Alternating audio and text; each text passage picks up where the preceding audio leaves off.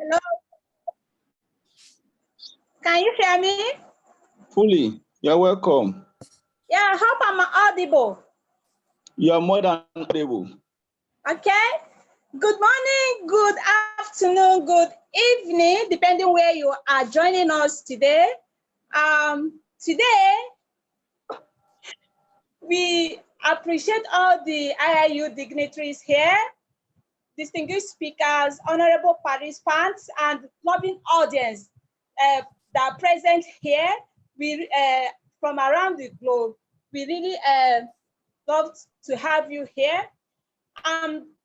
My name is Uche Linda, and here with me is a Confidence from Ghana. We are going to be your host for today.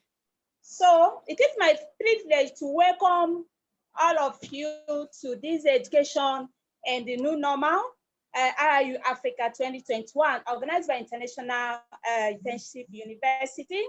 So please, one thing about IIU is that this is the first global virtual university offering quality, accessible, and location-independent education across the globe. So before we proceed, we would like to the team to play the prayer. We want to say a prayer before we commence this event. Thank you so much. And the team, the IIU stage is all yours now.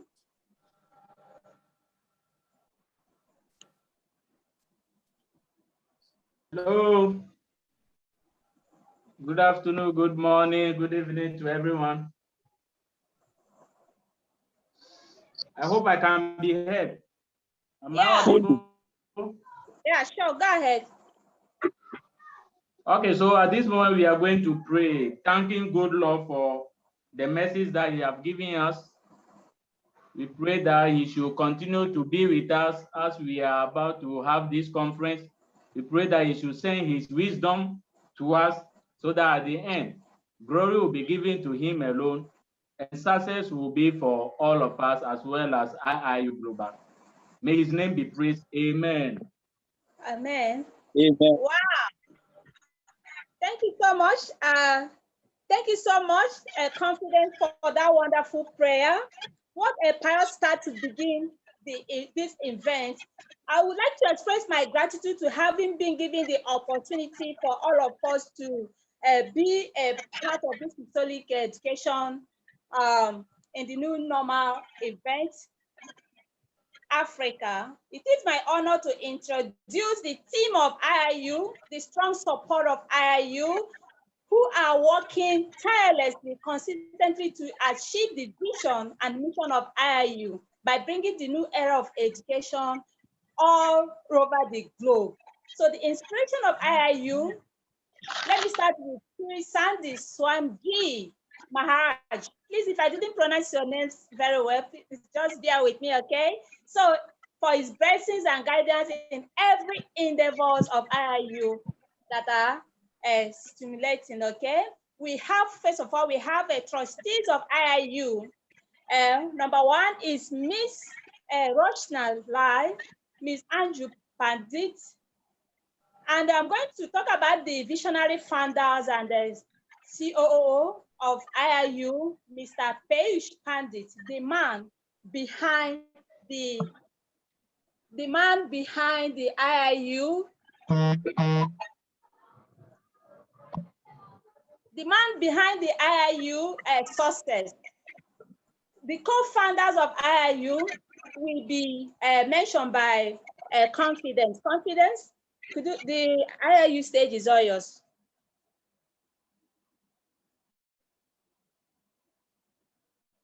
Hello, Confidence, are you there?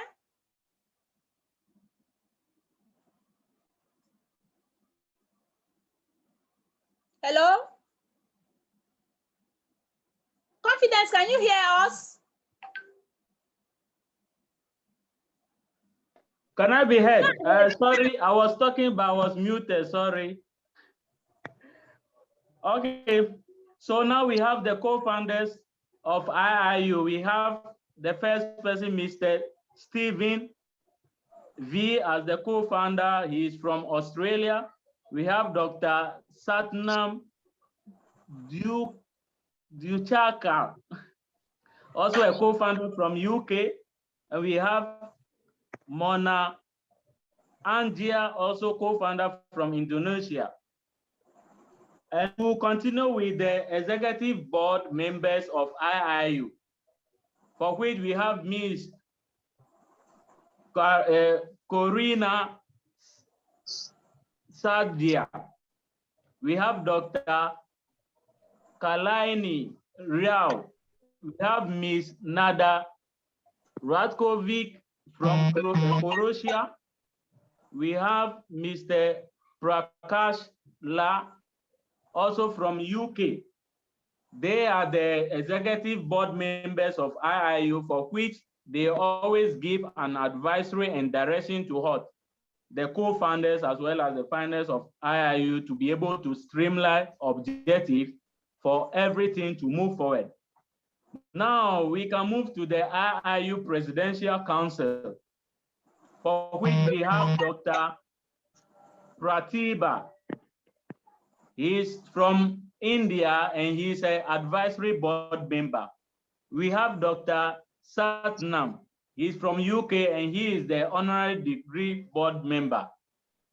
We have Dr. Prachi. He's also from India. He is with the HR and training and also the country director, India IIU. So he is responsible for the affairs of IIU office in India. Then we have Dr. N.D. Matel. He is also from India and he is in the Department of Research and Development. And he also constitutes the board. Now the last but not the least are the board of directors of IIU. They are the board, as we have the board of advisory, we have the co-founders. They are also responsible for some objectives that helps the achievement of the global aim of IIU. So the first on the list is Dr. Singer Kadam. We have Dr. Alisa White.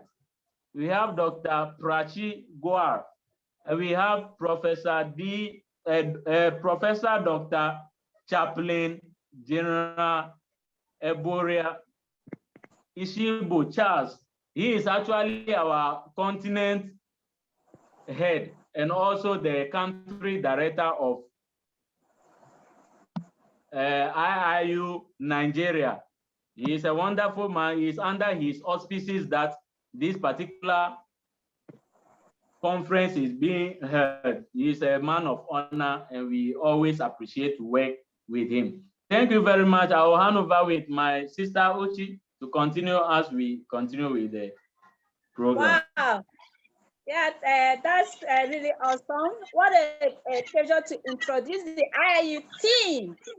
You almost be curious to know about the International Internship University, right? Okay, I'm going to get on with that by telling you a brief summary of about IIU. So, International Internship University is building a bigger, brighter future for the young learners and is committed to providing better and virtual education to the young learners across the globe. So IIU is metamorphosing the conventional education system by cutting down the additional costs and providing access to more than 1,000 courses and internships to their e-learners across the globe.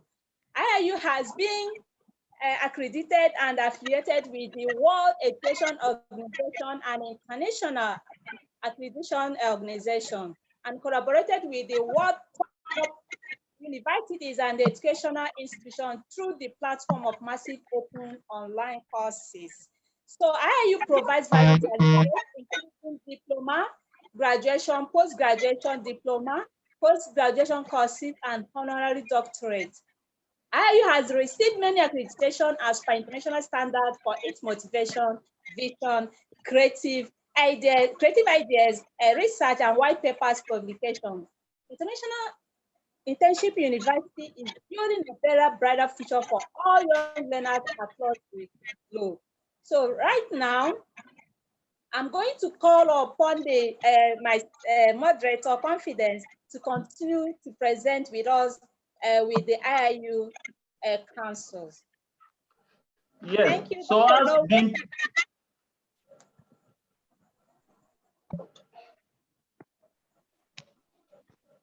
so as being presented by my co-moderator Uche, she's a very eloquent lady. When she's delivering, you all enjoy what she has been delivering, and I love her for that. So we shall continue as IIU Council present IIU work. That's Women Empowerment Council.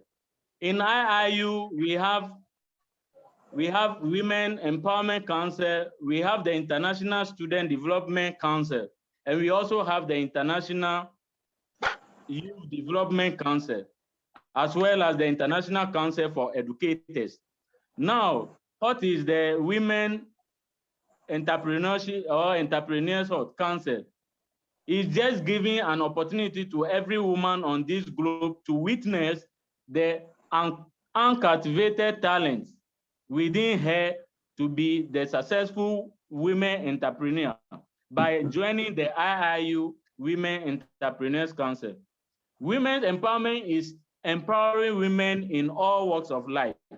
So they just don't call you as a woman, but they empower you and support you to be able to achieve your purpose here on earth.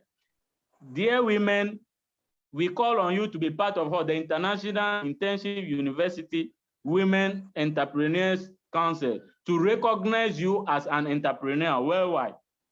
What about the what about the ISDC? That one is just by building nations, various nations, their future on students and the youth.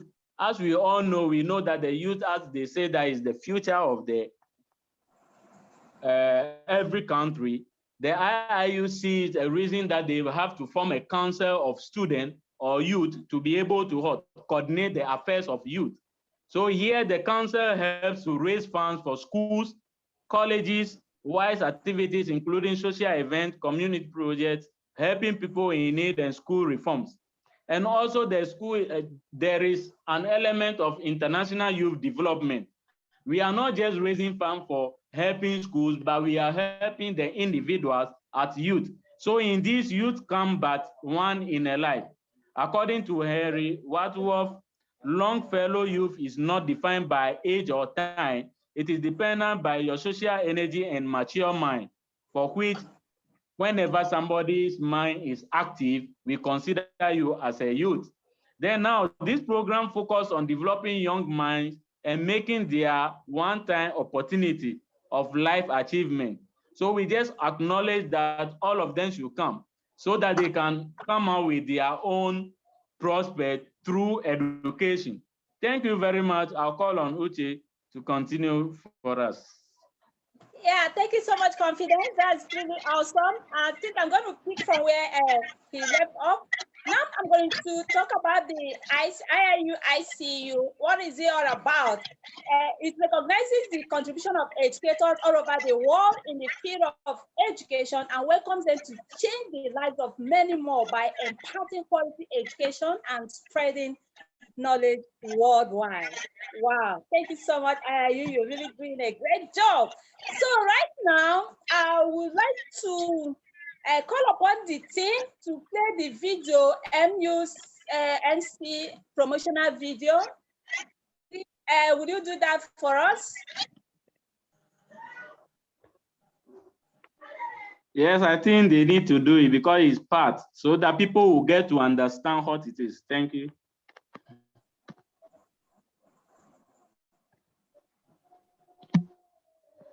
The team, ICT team, are you there?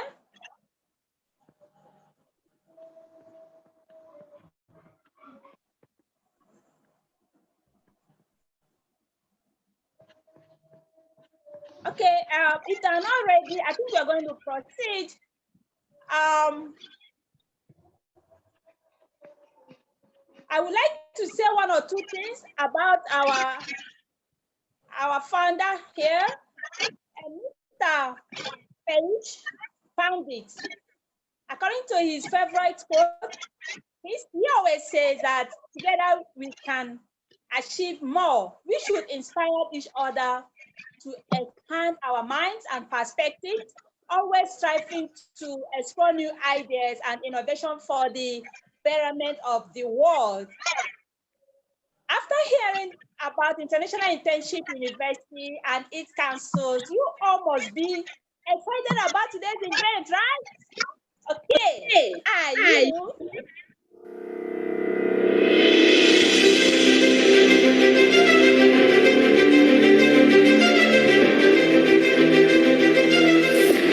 What is education? Books? Classes?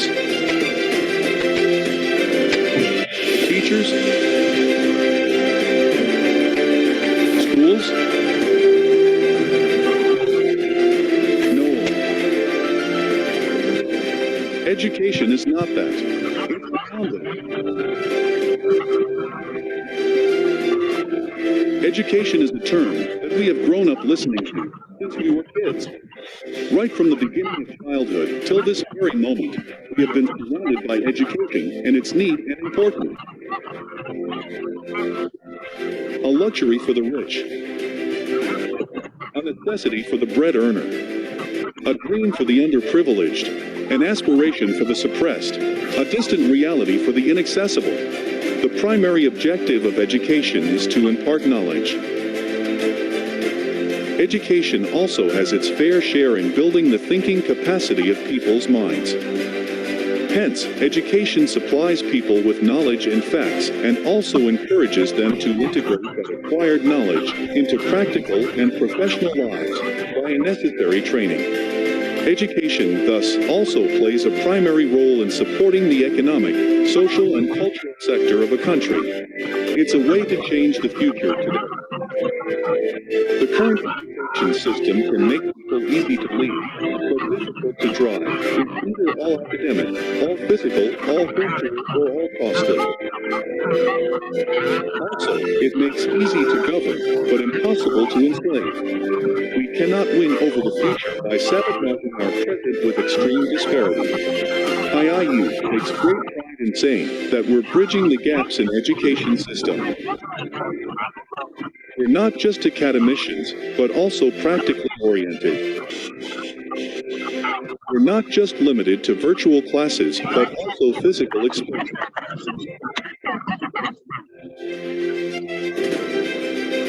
We do not dig a hole in the pockets of the students and their families. We're everything that traditional education hasn't been. IIU has already implemented and promoting the MOOCs technology. When we talk about MOOCs technology, it stands for Massive, Open, Online Courses. The word massive is to be understood in the sense that 100,000 learners or more at the same time have open and equal opportunities to attend these courses. MOOCs are truly a tremendous technological leap, and what makes them so attractive is that they don't involve any cost to learners. IIU has tied up with more than 100 universities to provide more than 10,000 courses to the students free of cost, with the help of MOOCs technology. We're a revolution in the making, a wind of change. Education is much more charming and intriguing than the temptations of distractions unnecessary. Our education policymakers must look into the problem to make a better system which is more practical and provides hands-on learning to the students. Who are we? The International Internship University is a virtual university with state-of-the-art curriculum, real-life industry exposure, amazing student attention, learning-oriented resources, and most of all, a commitment to make the world a better place. Why do we exist? We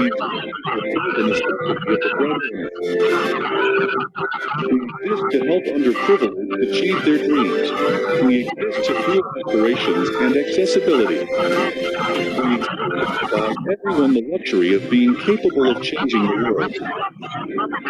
We exist to ignite young minds and make them the torchbearers of tomorrow. for a better future, for the legacy of everyone who's left us, for the hope of everyone who's yet to come, and for the growth of everyone who walks this beautiful planet. We invite you to join our world-class educational team and platform with an altruistic dedication to creating the future. The change is so big that it would potentially impact millions across the world.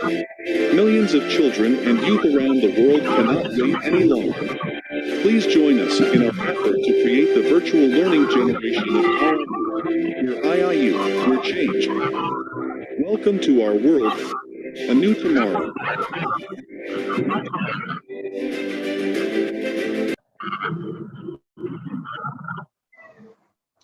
Wow, that's pretty awesome. I believe you all can be, I believe that you can see what the IIU is doing. They're doing a great job. But I'd like to use a kind of reaction from you. If you agree with me, could you please hit the reaction button for us to move on, okay? I would like to see reaction. Thumbs up to IIU that we're doing a great job. Have you done that? Okay. That's fabulous. What a mind-blowing response. Right now, permit me to welcome on IIU stage the head, IIU African head. Would like to call him to come on stage for his opening remarks. Professor Dr. Captain General Charles. He's the current IIU head in Africa. Sir, please, the IIU stage is all yours now. I'd like to inspire us, just inspire us with your opening remarks. Thank you. Thank you very much. I welcome you all for this opportunity. Speaking to IIU Council, Board of Directors, President Council, Executive Board of Members, for the opportunity we have. As far as we are now having the third Africa Conference today, and we have our theme, Education in the New Normal. COVID-19 has presented a silver lining, and we should not miss the opportunity to redefine our new normal as we race to reach the SDG 4 of ensuring exclusive or inclusive and quality education for all in Nigeria and the rest of Africa. This is all about education that encourages changes. That is, education in the new normal.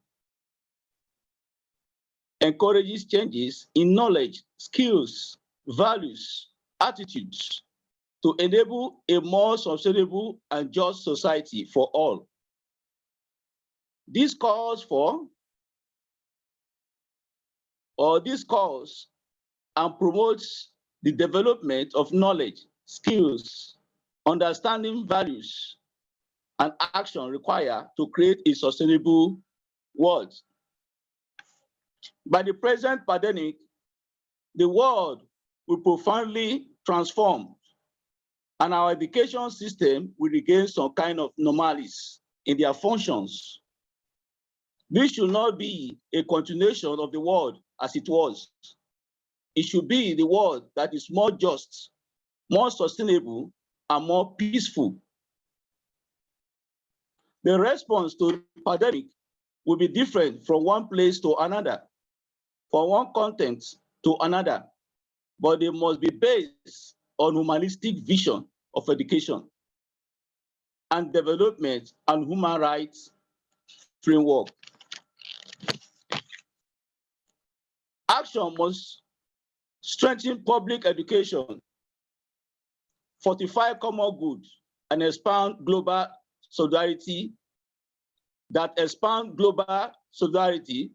emphasizes the collective responsibility for the education of everyone and everywhere.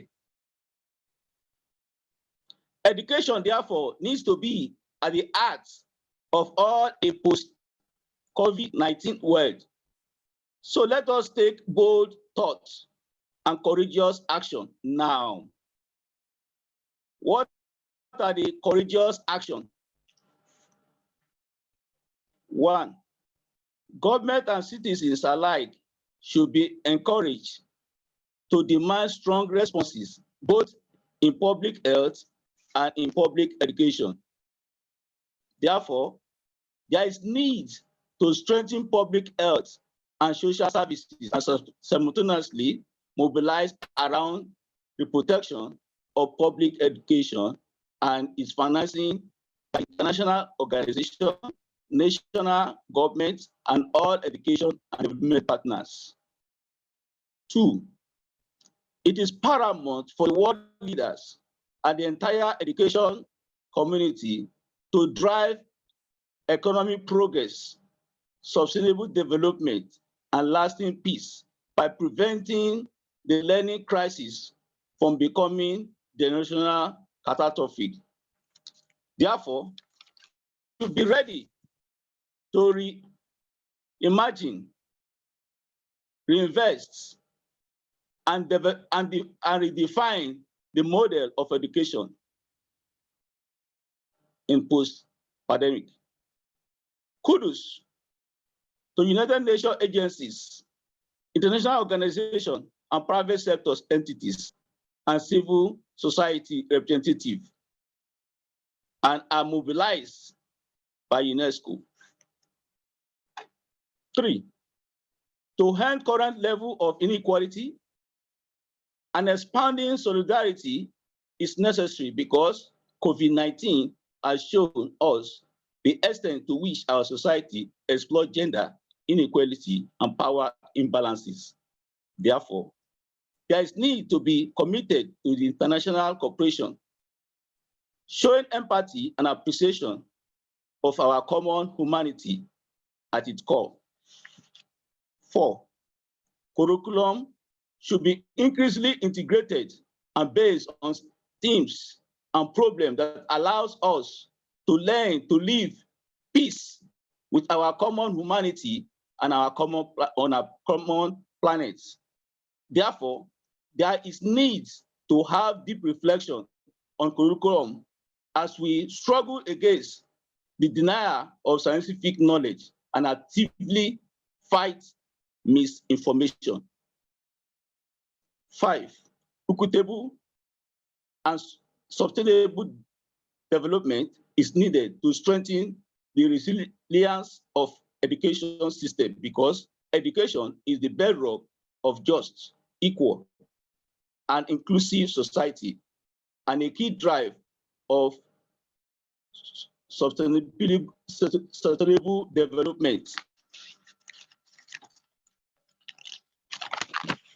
Strengthening the resilience of education system enables country to respond to the immediate challenges of safety, reopen school, and position them to better cope with future crises.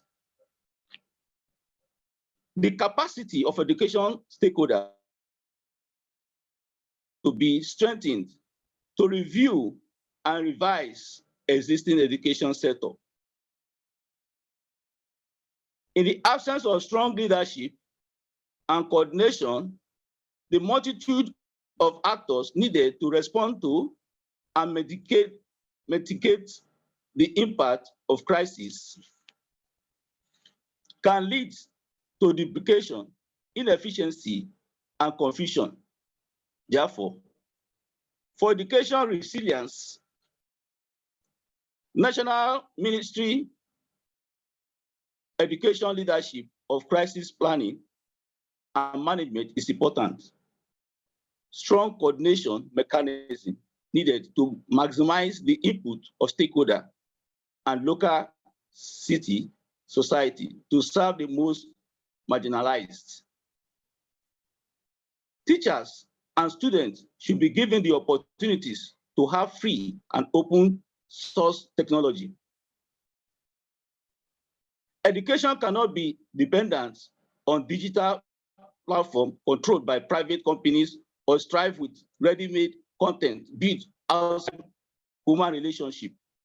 Education should be strengthened as a common good. We are safe when everybody is safe. We flourish when everybody flourishes. The right to education should be expanded so as to address the importance of connectivity and access to knowledge and information. This calls for global public discussion by the Commission. Learners of all ages should be included and consider ways that the right to education might need to be broadened to encompass fluidity, popularity, and the changing contents of contemporary society. Teaching profession and teacher collaboration should be valued by encouraging conditions that gives frontline educators autonomy and flexibility to act collaboratively. Note, the center of any educational process is the human relationship between a student and a teacher. Social spaces provided by school should be protected as we transform education. Schools are also places where we can encounter others, not like ourselves, others where we learn from, and with others who expand our knowledge, our understanding of the global tapestry of ways of being human. Students, youth, and children participation and rights should be protected or promoted, rather. Note, the mental health and well-being of children and youth have been greatly endangered and in a way that could have lasting repercussions. There is need to strengthen data and monitoring of learning. Managing the education crisis requires a continuous monitoring of data at the student, teacher, and school levels. This monitoring will need to be based on a mix of existing data and assessment system and potentially new approach tailored to this specific content. To reinforce resilience, data should help monitor the learning environment and keep access school accountability.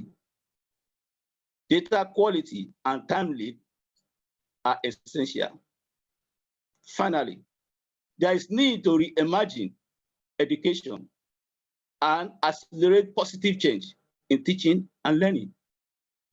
Many educational outcomes are at risk because of learning losses due to prolonged school closures. We cannot return to the world as it was before for a number of reasons. As we build back resilience, we need to ensure that education systems are more flexible, equitable, and inclusive. The massive effort made in short time to respond to shocks to educational system remind us that changes previously considered difficult or impossible to implement are possible after all. We must seize the opportunity now to find new ways to address the learning crisis and bring about a set of sustainable solutions. Also, there is need to focus on addressing and learning losses and preventing dropout, particularly of marginalized groups. It is worth knowing that lessons from the crisis revolve around three priorities. 1, catching up on learning losses. 2, bringing back to school learners at risk of dropout. 3, focusing on social and emotional welfare of the student population, teachers, and staff. Lastly, we should offer skills for employability program, essential workers should be given most basic social needs and services. Education finances and coordination should be protected for impact's sake. There is need to strengthen domestic resources mobilization, preserve shares for education as top priority, and tackle inefficiency. Suppressing virus transmission and planning thoroughly using parameters and quantitative preparatory process by ensuring safety for all. In conclusion, I appreciate everyone, most especially my great speakers, who will give justice to this theme, education in the new normal. Thank you very much for your listening. May God bless us all. God bless you too, my brother. Wow, that's really awesome. Thank you so much, the Supremo of African continent. Thank you so much. The head, you really spoken well. We really appreciate your wonderful opening remarks. And based on that, we are going to proceed from the business to the business of the day. My sister. How are you, my The sister? IU African Continent Virtual Conference, our webinar on education system, is one of the greatest initiatives by International Internship University to help better understand the various dynamics in the educational system, continent, and across the world. The IU African Continent aimed at bringing the speakers across the world, okay, to speak on the various dynamics in African education system. So, based on that, let's learn and grow together. This afternoon, morning, evening, depending where you're joining us from, and let's have the same enthusiasm, okay? Today, we'll be witnessing the super tech ideas and knowledge delivered by our experienced speakers from different countries in Africa.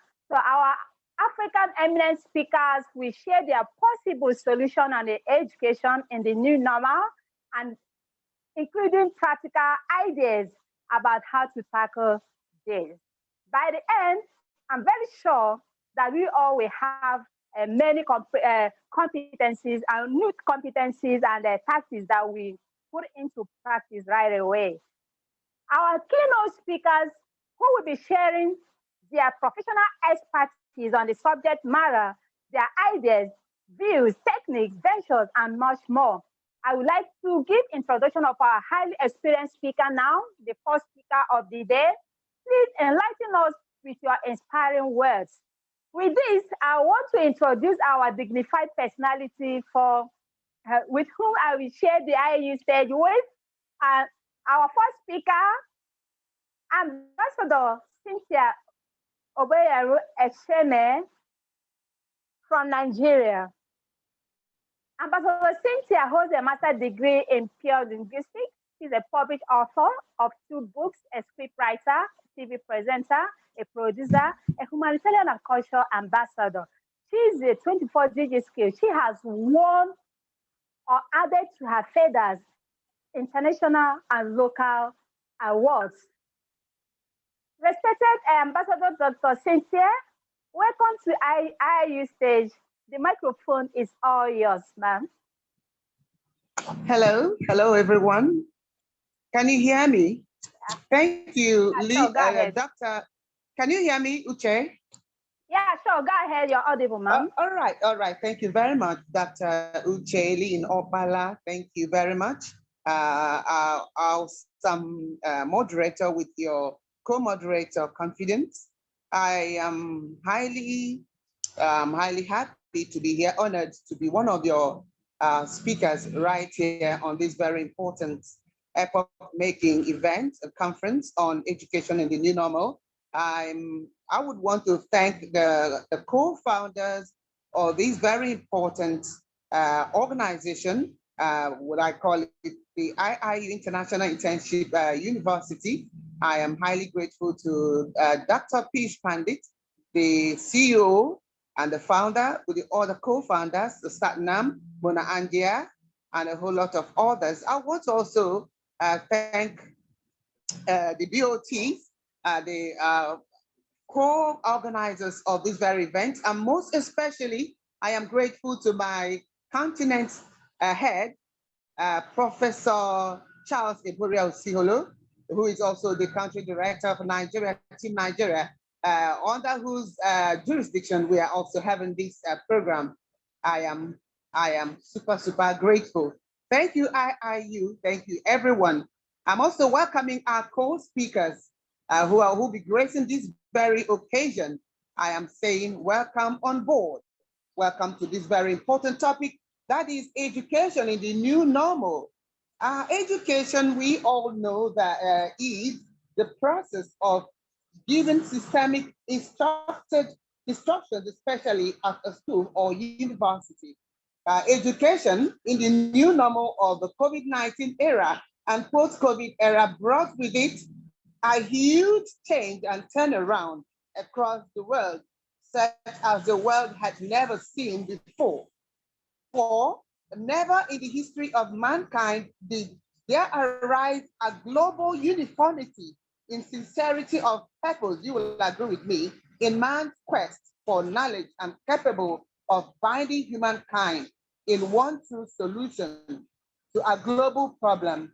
You will agree with me also that after the COVID-19 hit global health status of humanity, the next badly hit and the most vulnerable hit was the education sectors of the world.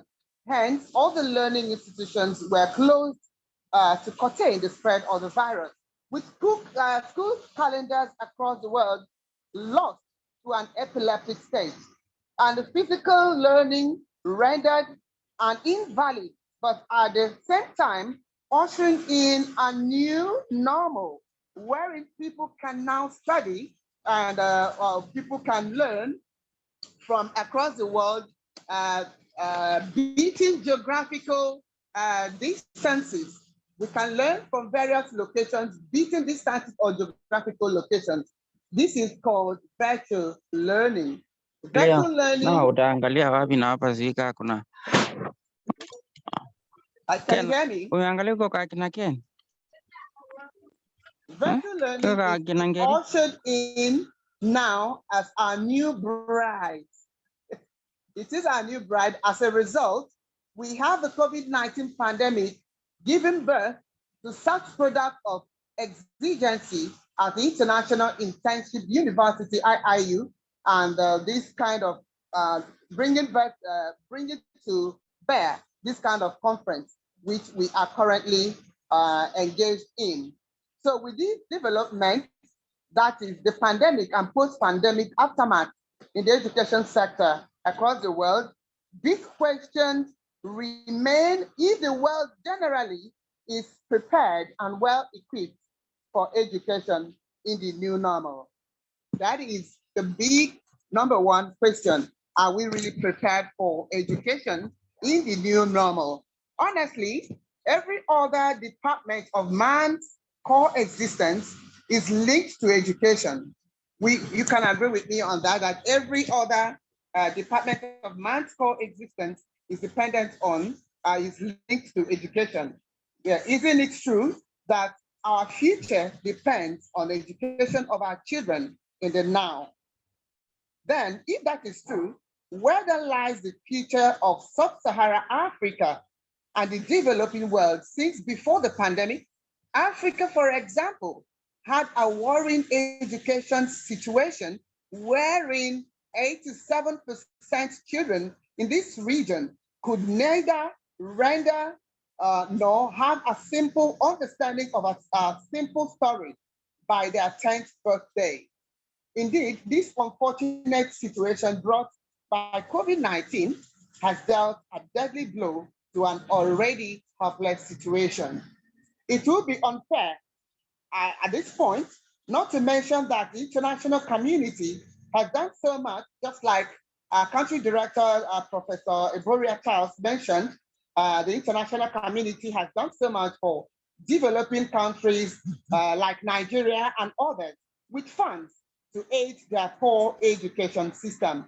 And these have come in through the soft bodies of the IMF, the World Bank, UNICEF, Global Partnership for Education, UNESCO, and others. And the World Bank, a major player here since its creation in 1944, has been producing and providing educational access across the world and has invested approximately $69 billion globally in more than 1,500 educational projects. We must give so much kudos to them for this so far.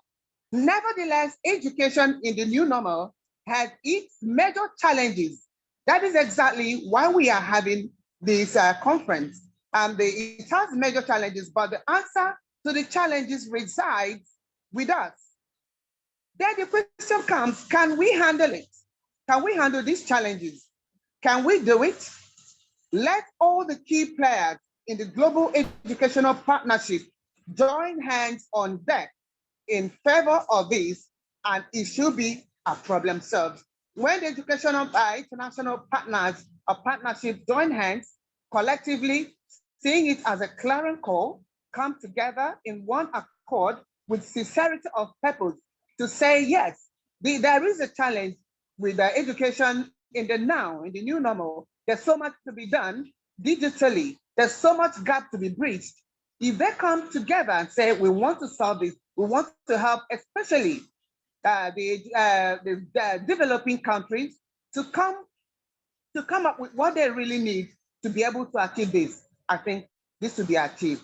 And that is the clarion call now on this platform, and from me, calling globally all education players, all mentors, teachers, national, international teachers, all NGOs who are able to bring a change to the education sector across the world to really join hands together and see that we achieve this.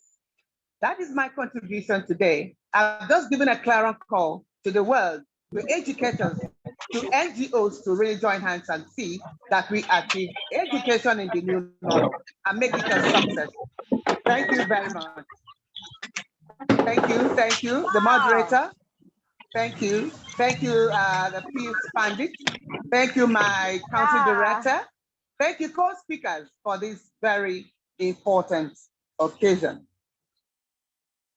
All right. Oh, that's really awesome. Thank you so much, Dr. Cynthia, for a wonderful presentation. Honestly, a clarion call has been declared.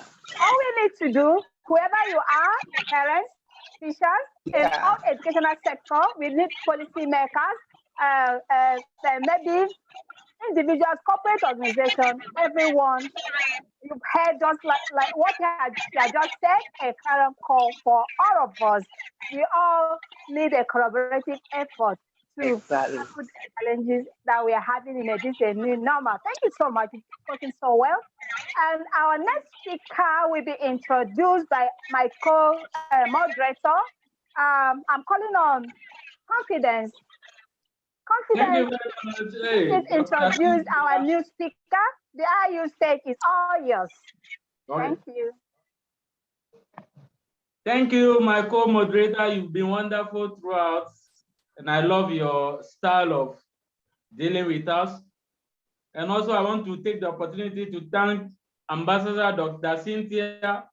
We've been co-speakers before. I've moderated you again, and today too I'm doing it. You've been wonderful, and you are up to some point. Thank you for all that you have been doing and availing yourself to be teaching us. This is another wonderful professor of mine who at every platform he is there, he has been doing delivery. His name is Professor Ravinda Rena. He's a professor of economics. And you know the importance of economics in our economy. So we can't take him for granted. And also he's the director for South Africa. He has been wonderfully doing well in terms of coordinating with Professor Charles, who is our great able leader, for which nobody can beat him one day. we are going to make a peace for him so that he will be adjust the best country director as well as the best head of a continent. Very soon he will take that award. So now we have Professor Ravinda Rena, who is actually a professor of economics. He is a profound academician and also a distinguished scholar in economics. He is a writer, editor, advisor, motivational speaker. He is a public intellectual with 29, over 29 experience in teaching and research. This is a man that you can never stop listening to because at every day, he have a diverse way of teaching us. He is currently working as a professor of economics and internationalization project leader at the NWU Business School, Northwest University, South Africa. With much ado, I welcome you. The IIU African Conference is all yours. Impart us. Thank you. Good evening, ladies and gentlemen. It is indeed a proud privilege for me to be part of this international conference organized by our beloved institution, International Internship University. I must thank our colleague and a brother, Confidence, for giving a wonderful introduction about me.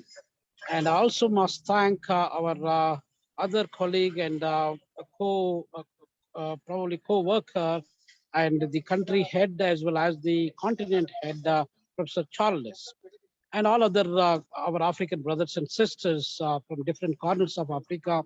And also would like to thank the co-founder of the IIU, Mr. Pish Pandit, and all other team members. So for organizing, for providing this kind of platforms for us to share our insights about African issues. Ladies and gentlemen, today's issue is that the education in the new normal. And we've been suffering in terms of everything for the past 1.5 years, getting close to 2 years down the line, because the COVID-19 has started around December 2019. So we are just getting near to 2 years the problem has started. But nonetheless, the problem has pervaded and probably spread across the globe starting from March 2020. And if we look at that, probably it's a little more than 1.5 years we've been suffering with this particular pandemic. And then I must share the pandemic issue.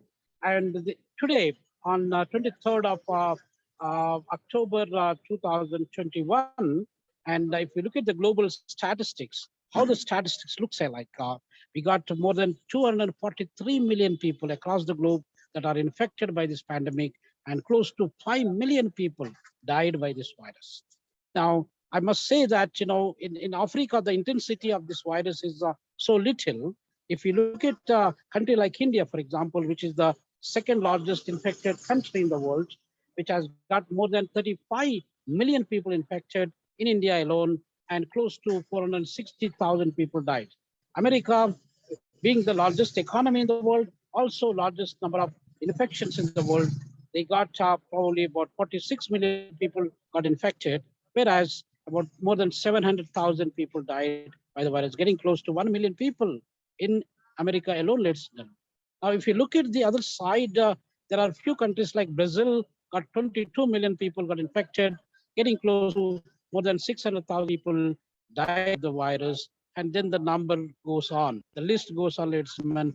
We have UK in the line with more than 8 millions, and also Russia, more than 8 millions, and the list continues. Now, surprisingly, Africa is a continent which is the second largest continent in the world, and whereas we got less number of infections. If you look at the number of infections France has got a little more than 60 million people probably living in that country, and the infections are more than 6 millions.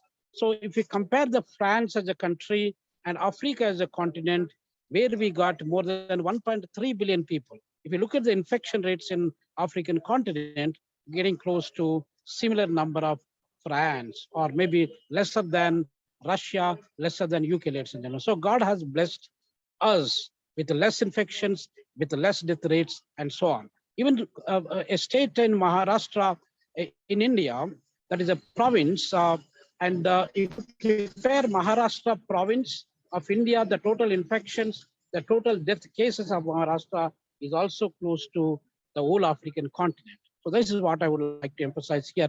Why I'm saying all this COVID statistics here? What is the relationship between the COVID statistics and the education in the new normal? So there is absolutely, a close relationship with this, ladies and gentlemen. In fact, I would have been in Nigeria today because of the coronavirus. I couldn't able to travel. So there is so much impact, negative impact has been created because of the virus, and that is also having a greater influence on the education system across the globe. Whether it is the developed world like America, and we have Canada, we have Australia, and we have European countries, and all those countries in Africa, all those countries in Asia and Latin America, everyone was equally treated by the virus, and every country in the world is badly impacted by this virus. So particularly the education side, if you look at the education side, ladies and gentlemen, we got the population of 7.9 billion people living on this planet today. And from that, the total number of students studying at different levels of education system, they are close to 2.2 billion people. So 2.2 billion people, that is more than the population of African continent, ladies and gentlemen. So if you look at the higher education system, probably more than 300 million people, they are in the higher education system itself. So we need to think about that. If we look at the global statistics, we have got about 25,000 universities across the globe, ladies and gentlemen. Close to 4,000 universities in America, more than 1,000 universities in India, and probably thousands of universities in Europe and so on. Now, remember the case of Africa, where we are standing. As I indicated to you that we are 55 countries in African continent. And we have got 1.3 billion people living in Africa. That is close to exactly the same size of Indian population. India is a country, Africa is a continent. We are comparable with in terms of population. In terms of the educational institutions, also we are very much comparable with India, because India has got probably little more than 1,000 universities, whereas Africa has got more than 1,200 universities. So if we look into that, but India has got more than 50,000 colleges. So some of the colleges could be much bigger than the universities of Africa, actually. For instance, in South Africa, we got about 26 universities. Now, out of 26 universities, the largest university is UNISA, University of South Africa, which has got the total population of students, maybe till more than maybe 400,000 people studying there. So 400,000 people studying in one university is an exceptional scenario, including in Nigeria, being the first largest populated country in African continent, close to 220 million people living in Nigeria. So in Nigeria, we got probably more than 250 universities, and maybe Morocco and Algeria and few other countries, they have got probably more than 100 universities. But still, in African continent, there are some countries, they do not have any university. So we must think about that.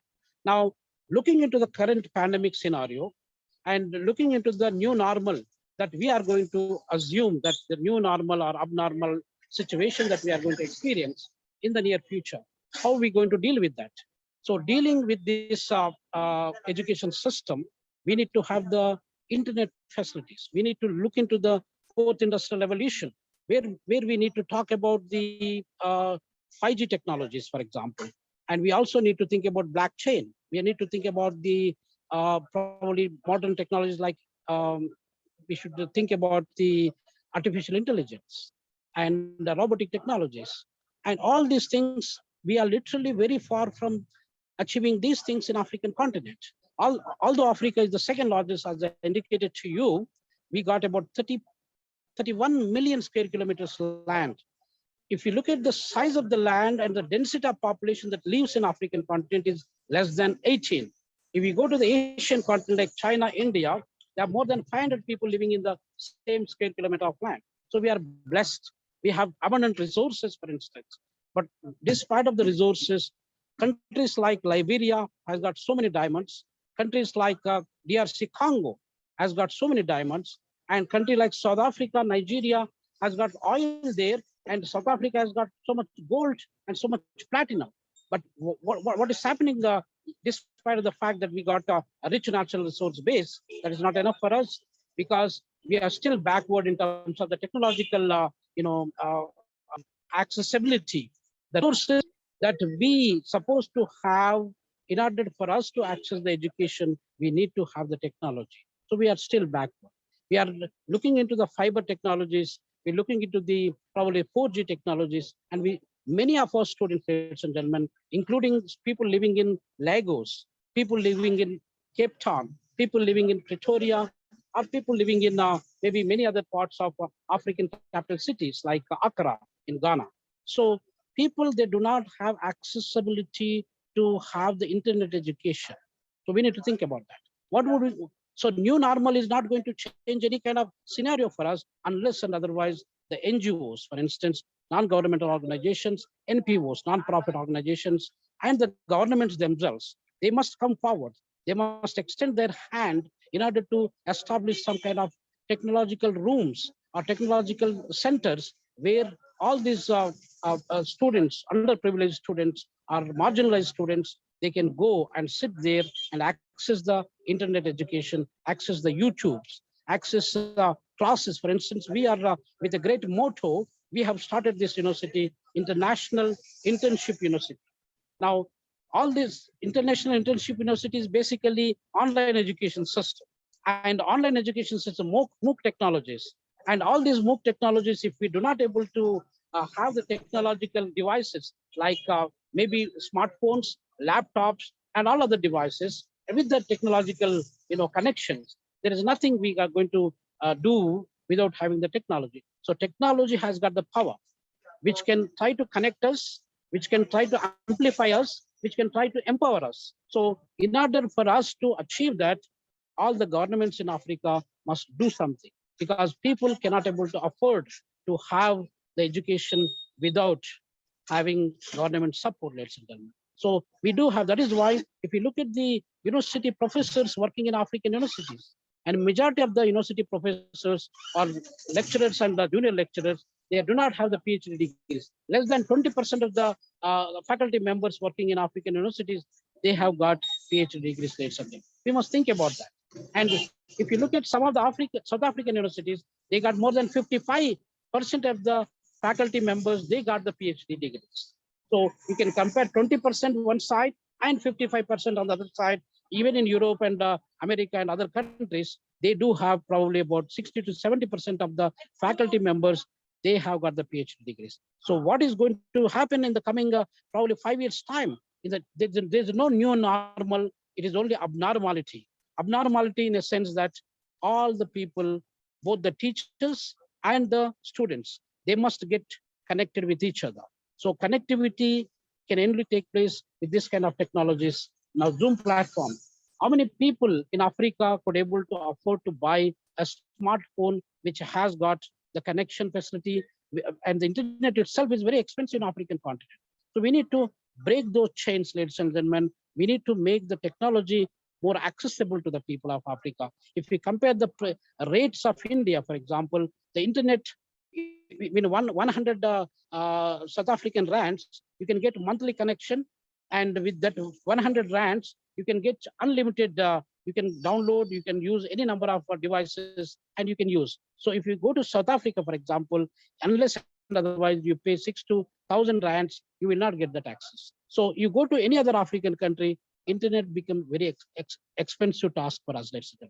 So under these circumstances, the education will become a kind of probably a fruit where a common man is unable to reach and get that fruit. So unless otherwise we do certain changes and certain reforms within our education system, our people cannot have education even in the coming probably four to 5 decades. So ladies and gentlemen, the African International Internship University is a kind of a good initiative in order for us to, we are taking the education to the doorsteps of our people. So as long as somebody has got a laptop and a smartphone, they can just log on, they can access the resources one side, they can also access the mentors and the professors themselves. So therefore, we need to create that accessibility opportunities to our people. So And finally, I would like to, in the interest of time, I would like to conclude stating that education has got the power. Education remains the pillar of socio-economic development process. Without education, you and I would not have been connected today. So education has got the power which can make a scavenger son as a manager of a company. Education can make an agricultural farmer's child as a president of a nation. Education can make a driver's child as a medical doctor. So education is always is it looks so simple, but it has got so much magical power, ladies and gentlemen. And let us respect the education, and education will also respect us back. So let us believe in ourselves, and let us believe in education, and miracles will happen. So with these few words from my side, I'd like to thank the conference organizers for providing me these wonderful opportunities to share some of my views about the education in the new normal. And it is not only in African continent, but also in Indonesia, and also in Taiwan, and also in probably Malaysia, and Burma, and many other countries like India and China. So the problems remain. And in terms of the new education, in terms of the new normal, so unless otherwise, the one side the government, other side the NPOs, non-profit organization, and non-government organization. So they have to come forward. They should develop a public-private partnership in order to provide educational centers, and those educational centers can provide the means of opportunity to our African students, the young. So because the youth is our future. So let us try to empower the youth of Africa, and let us change the face of Africa in the coming few years, ladies and gentlemen. So with these few words from my side, I would like to thank once again the organizers, Professor Charles and Professor Confidence and Professor Cynthia and Dr. Probably Pish Pandit and many other colleagues who are sitting on this platform. Thank you, one and all.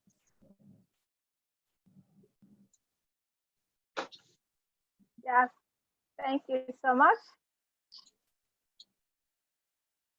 Thank you so much, Professor Doctor. You've nailed it. You've spoken so well, and we really appreciated your efforts. You are changing dynamics in Africa, not just the African continent, but in other continents as well. Thank you for giving us the statistics of COVID impacts, honestly, not only in Africa and other countries as well. So there's a lot to be done to actualize our goals. Indeed, education is the power, knowledge is power. And by us investing in our youth today to prepare them for the future ready jobs, just like what IIU is doing, they have provided a platform or online platform for people, our students, for the youth of this day to study, to empower them. But there are some still challenges that we're going to be facing. We need technological tools and resources. We need some devices that will enable the students to connect for the online platforms. And there's some other things we need. It still boils down to collaborative effort from our government, from individuals, from people that we empower, build up confidence in students to prepare them for the future ready jobs. Thank you so much for your wealth of knowledge that you have shared with us, your professional expertise. We really appreciate you, sir. May you continue doing what you have passion for, what you're passionate for. Okay? With this, permit me to introduce our next speaker for today. The first speaker is Professor Dr. Ikezahu Osage Success. Professor, we thank you for all you've been doing. He's a gospel minister, an educationist, and also an administrator, a policymaker, a trained counselor, and a business psychologist. I say a theologian. Wow. He holds apostolic office on evangelism and a character development professor. He has bagged a lot of international and local awards, and he has imparted a lot of life towards the teaching and learning process. Thank you so much, sir, for what you've been doing, and we are glad to have you here today. So based on that, now I'm going to call you to have the IIU stage is all yours now, sir. Please, let's welcome him. Prof, are you there? Yeah. Good morning, good afternoon, good evening. Please, can you hear me? Yeah, we can hear you. Yeah. You're audible, sir. Okay. Uche, good evening, good morning, good afternoon, everybody, wherever you are watching from. Again, I want to thank IIU for this great opportunity, according me to among the keynote speaker of this wonderful conference on education, the new normal. I want to thank the country director, the continent director, for the privilege given to me to be part of this great program. I say, may the Lord God Almighty continue to enrich and to bless you in Jesus' name.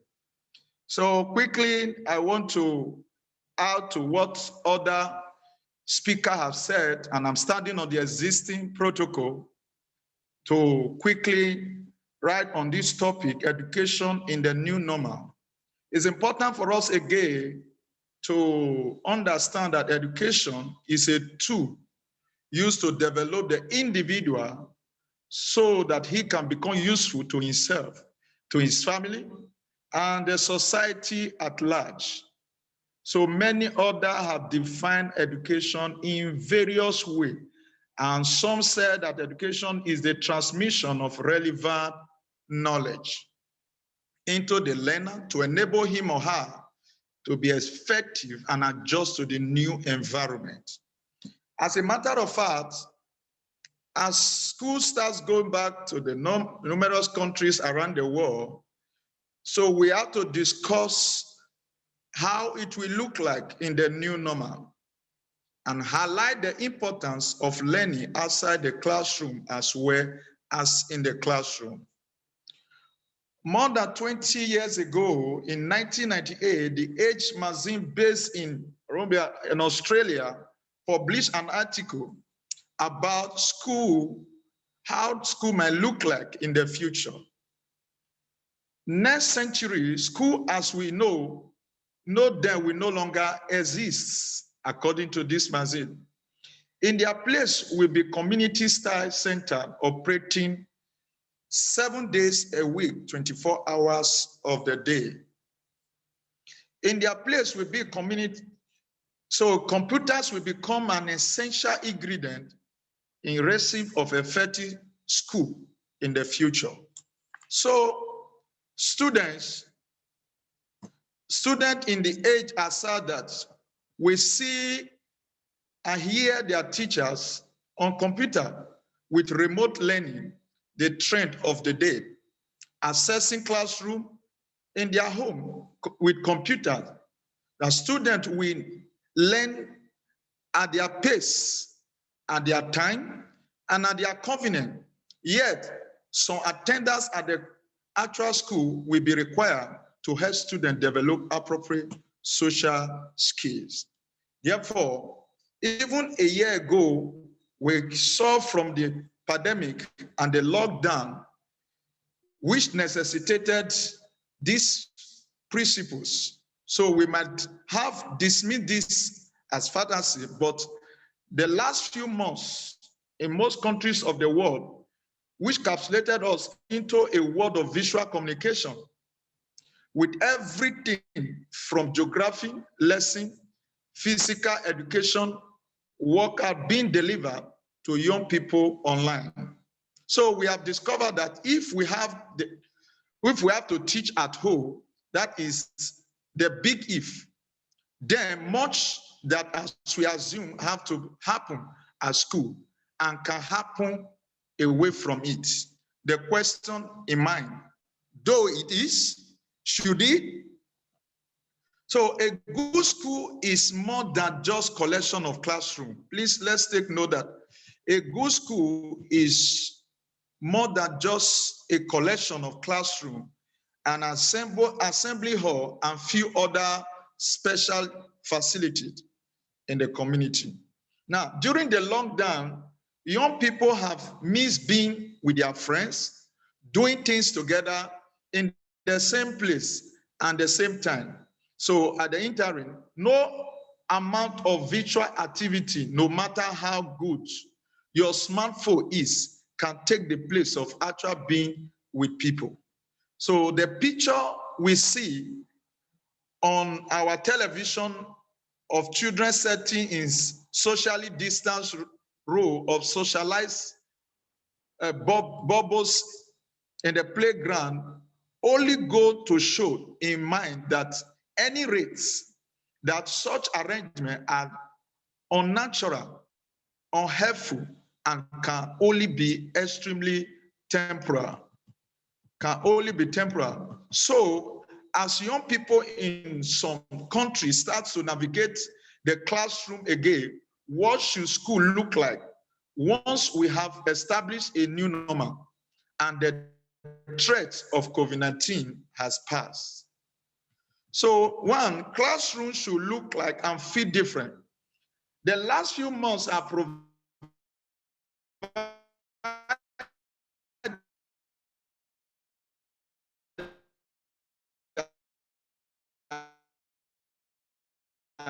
a whole lot of technology than by teachers. Then it means that learning can happen at an individual own pace. People can go back and visit material that didn't quite make sense the first time around. She can skip over stuff and already he or she knows. So the classroom should become even more of a place for interaction than it is now. A place to come and learn when being with others. When being with others. So people in essential.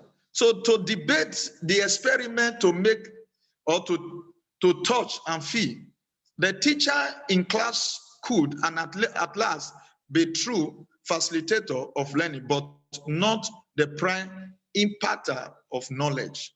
So we must take note, there should be many more individual and small group learning space, each equipped with the technology needed to access online learning and communication. Like the second speaker said, might be very expensive. So even those people with their own technology at home should choose to come to school to meet us with peers and studying together. Those without ease access must have pride when using facility at schools. Now, other space should be dedicated to specific whole group learning, drama, studio, music, practice, room, gym, sport hall, laboratory, and workshop could become even more important than they are today. We must stop seeing playing field being sold off to speculate developers. Now, the school library could flourish as the center of lifeblood as campus in the countries and the books to be the space in the world today, though still with a lot of books to handle, and many children are finding it difficult of doing that. So the supervision of teachers are still very much important, but notwithstanding, classroom and learning space should be available on much more flexible basis than currently. So pupils might be expected to attend certain core classes, but be able to choose when to arrive and learn or leave the school. So schools should manage child protection to ensure that many spaces are open to the community as well as the students. Now, adventurously activity, leadership development, and vocational skill training should be available to all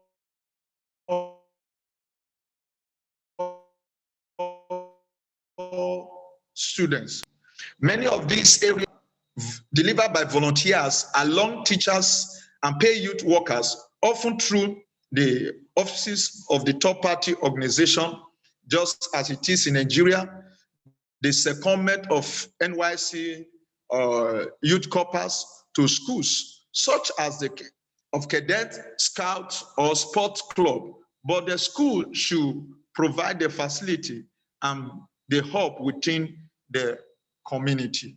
This will help to shaping the new normal. Of course, the evolution is already happening in many schools throughout the world.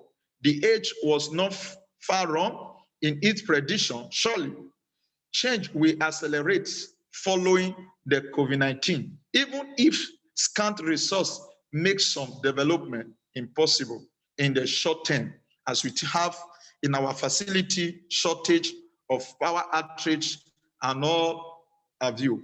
Or perhaps, sadly, as some friends have suggested, many schools will go right back to the way things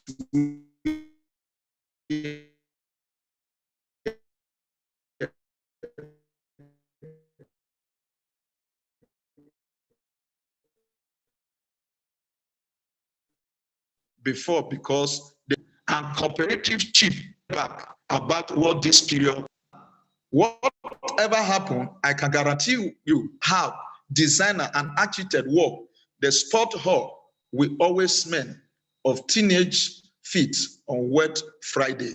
So the curriculum must change.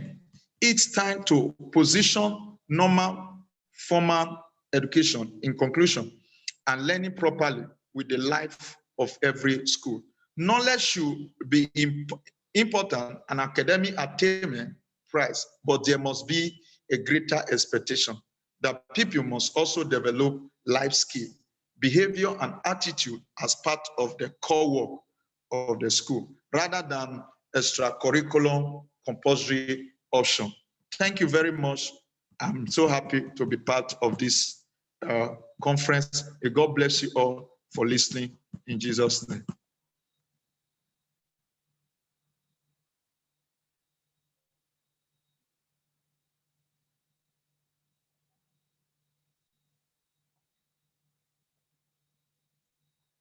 Thank you so much, Prof. You've really spoken well. We really appreciate your efforts today. You've really break it down for us. The next thing we are going to do is that, yeah, you said, so I can pick on your word what you said. Education is a tool. Hello, am I audible? Yes. Okay. Confidence, please continue from there. Thank you very much, my co-moderator, and thank you, Professor Dr. Oseji Sase. You'll be wonderful in your delivery, and we'll all put that in practice to make a great impact in the world. So most of you are wondering, every speaker is coming and say, I thank you, IIU, for providing the platform. I tell you, they thank our co-founders, the associate professors, they talk about the country directors, but we don't actually know what IIU is. So within this video, which will be played by the back office for us shortly, we are going to learn about the IIU global mission, the reason why this platform is established. So I'll give that to the back office to give us a small video on IIU global mission. Thank you.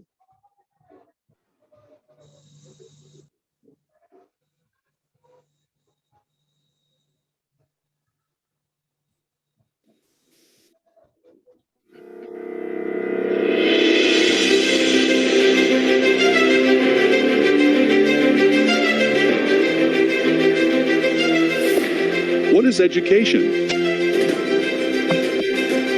Books?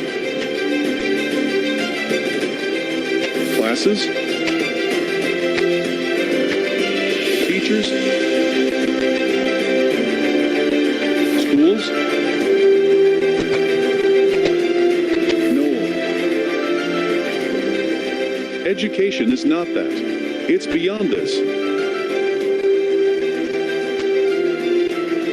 Education is a term that we have grown up listening to since we were kids. Right from the beginning of childhood till this very moment, we have been surrounded by education and its need and importance. A luxury for the rich, a necessity for the bread earner, a dream for the underprivileged, an aspiration for the suppressed, a distant reality for the inaccessible. The primary objective of education is to impart knowledge. Education also has its fair share in building the thinking capacity of people's minds. Hence, education supplies people with knowledge and facts and also encourages them to integrate that acquired knowledge into practical and professional lives via necessary training. Education thus also plays a primary role in supporting the economic, social, and cultural sector of a country. It's a way to change the future today. The current education system can make people easy to lead, but difficult to drive. It's either all academic, all physical, all virtual, or all costly. Also, it makes easy to govern, but impossible to enslave. We cannot win over the future by sabotaging our present with extreme disparity. IIU takes great pride in saying that we're bridging the gaps in education system. We're not just academicians, but also practically oriented. We're not just limited to virtual classes, but also physical exposure.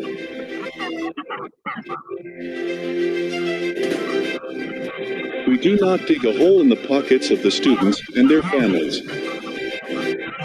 We're everything that traditional education hasn't been. IIU has already implemented and promoting the MOOCs technology. When we talk about MOOCs technology, it stands for Massive, Open, Online Courses. The word massive is to be understood in the sense that 100,000 learners or more at the same time have open and equal opportunities to attend these courses. MOOCs are truly a tremendous technological leap, and what makes them so attractive is that they don't imply any cost to learners. IIU has tied up with more than 100 universities to provide more than 10,000 courses to the students, free of cost, with the help of MOOCs technology. We're a revolution in the making, a wind of change. Education is much more charming and intriguing than the temptations of distractions unnecessary. Our education policymakers must look into the problem to make a better system which is more practical and provides hands-on learning to the students. Who are we? The International Internship University is a virtual university with state-of-the-art curriculum, real-life industry exposure, amazing student attention, learning-oriented resources, and most of all, a commitment to make the world a better place. Why do we exist? We exist to fulfill the necessity of the bread earner. We exist to help underprivileged achieve their dreams. We exist to fuel aspirations and accessibility. We exist to provide everyone the luxury of being capable of changing the world. We really do exist to ignite young minds and make them the torchbearers of tomorrow. For a better future, for the legacy of everyone who's left us, for the hope of everyone who's yet to come, and for the growth of everyone who walks this beautiful planet. We invite you to join our world-class educational team and platform with an altruistic dedication to creating the future. The change is so big that it would potentially impact millions across the world. Millions of children and youth around the world cannot wait any longer. Please join us in our effort to create the virtual learning generation of IIU. We're IIU, we're change. Welcome to our world, a new tomorrow.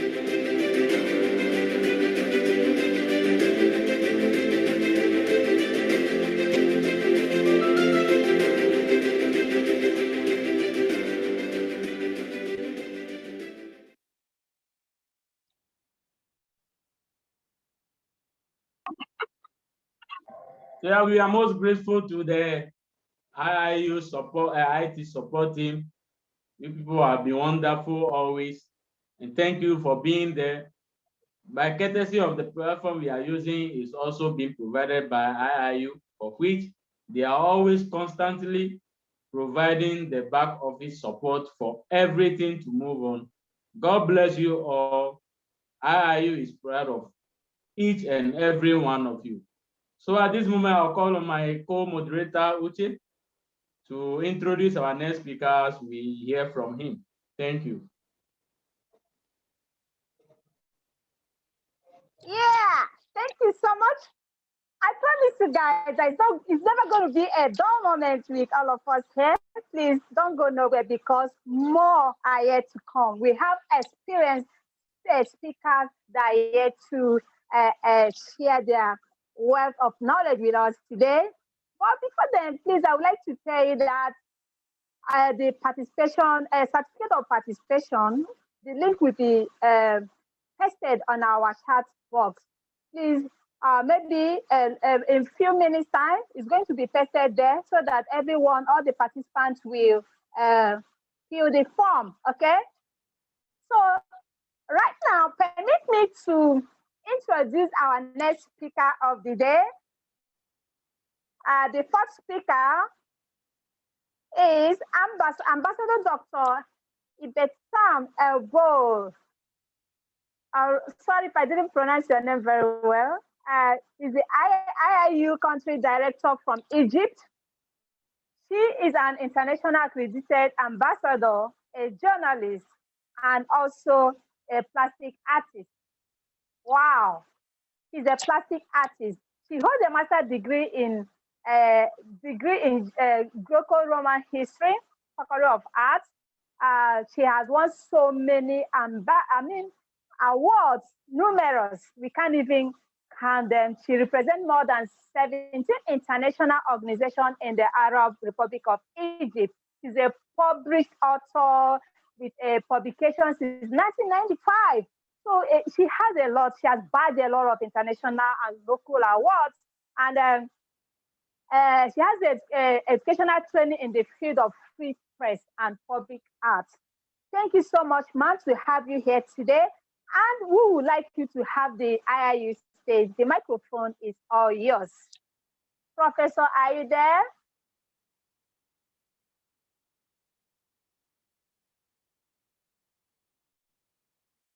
Prof, are you there?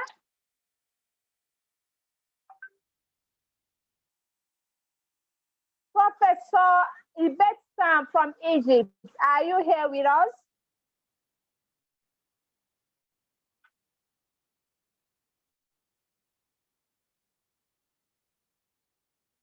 Okay, maybe she can join us later on. Maybe let me call upon Confidence to introduce the next speaker. Once she joins us, we continue from. She will join us when she log in. Maybe she's having a technical issue. Thank you very much. So as we wait the turn of Ambassador Dr. Ebru from Egypt, we will call on our next speaker. He is actually an archbishop, so which means automatically he is invested in the word, and that word has been acquired through education. So which means he is going to educate us. We have Archbishop Ambassador Michael Olusengu Ogedengbe, if I pronounce it well. Ogedengbe. He is actually the Archbishop of the Primate and Chancellor of Lifehouse Bible Institute, registered with ANDESA and CAC. He is an eminent scholar, a professor, and a member of the International Diplomatic Cooperation Organization, a United Nations volunteer, an International Peace Art and Poetry awardee. He has also received a lot of Nobel awards from different institutions for his immense contribution in education as well as religious life. He is ready to impart us with a lot of wisdom that he has acquired from the word of God, that from God himself. So much more time we'll wait and call on Archbishop Dr. Michael to take the floor and enlighten us. Thank you very much. Good evening, Mr. Moderator. Can you hear me very well? Can you hear me very well? Hello. Yes, Can you we hear me can. very well, Let's sir? position yourself some more and we are good to Okay. go. Okay. I want to say greetings to all of you, the moderators and the pioneers and founders of IIU. It is a great laudable development, and one thing I like with IIU has to do so many scholars and introduce so many scholars to further broaden the scope of education, which is very, very necessary at this crucial point in time. I'm here to talk on education and the new. Sorry, Archbishop.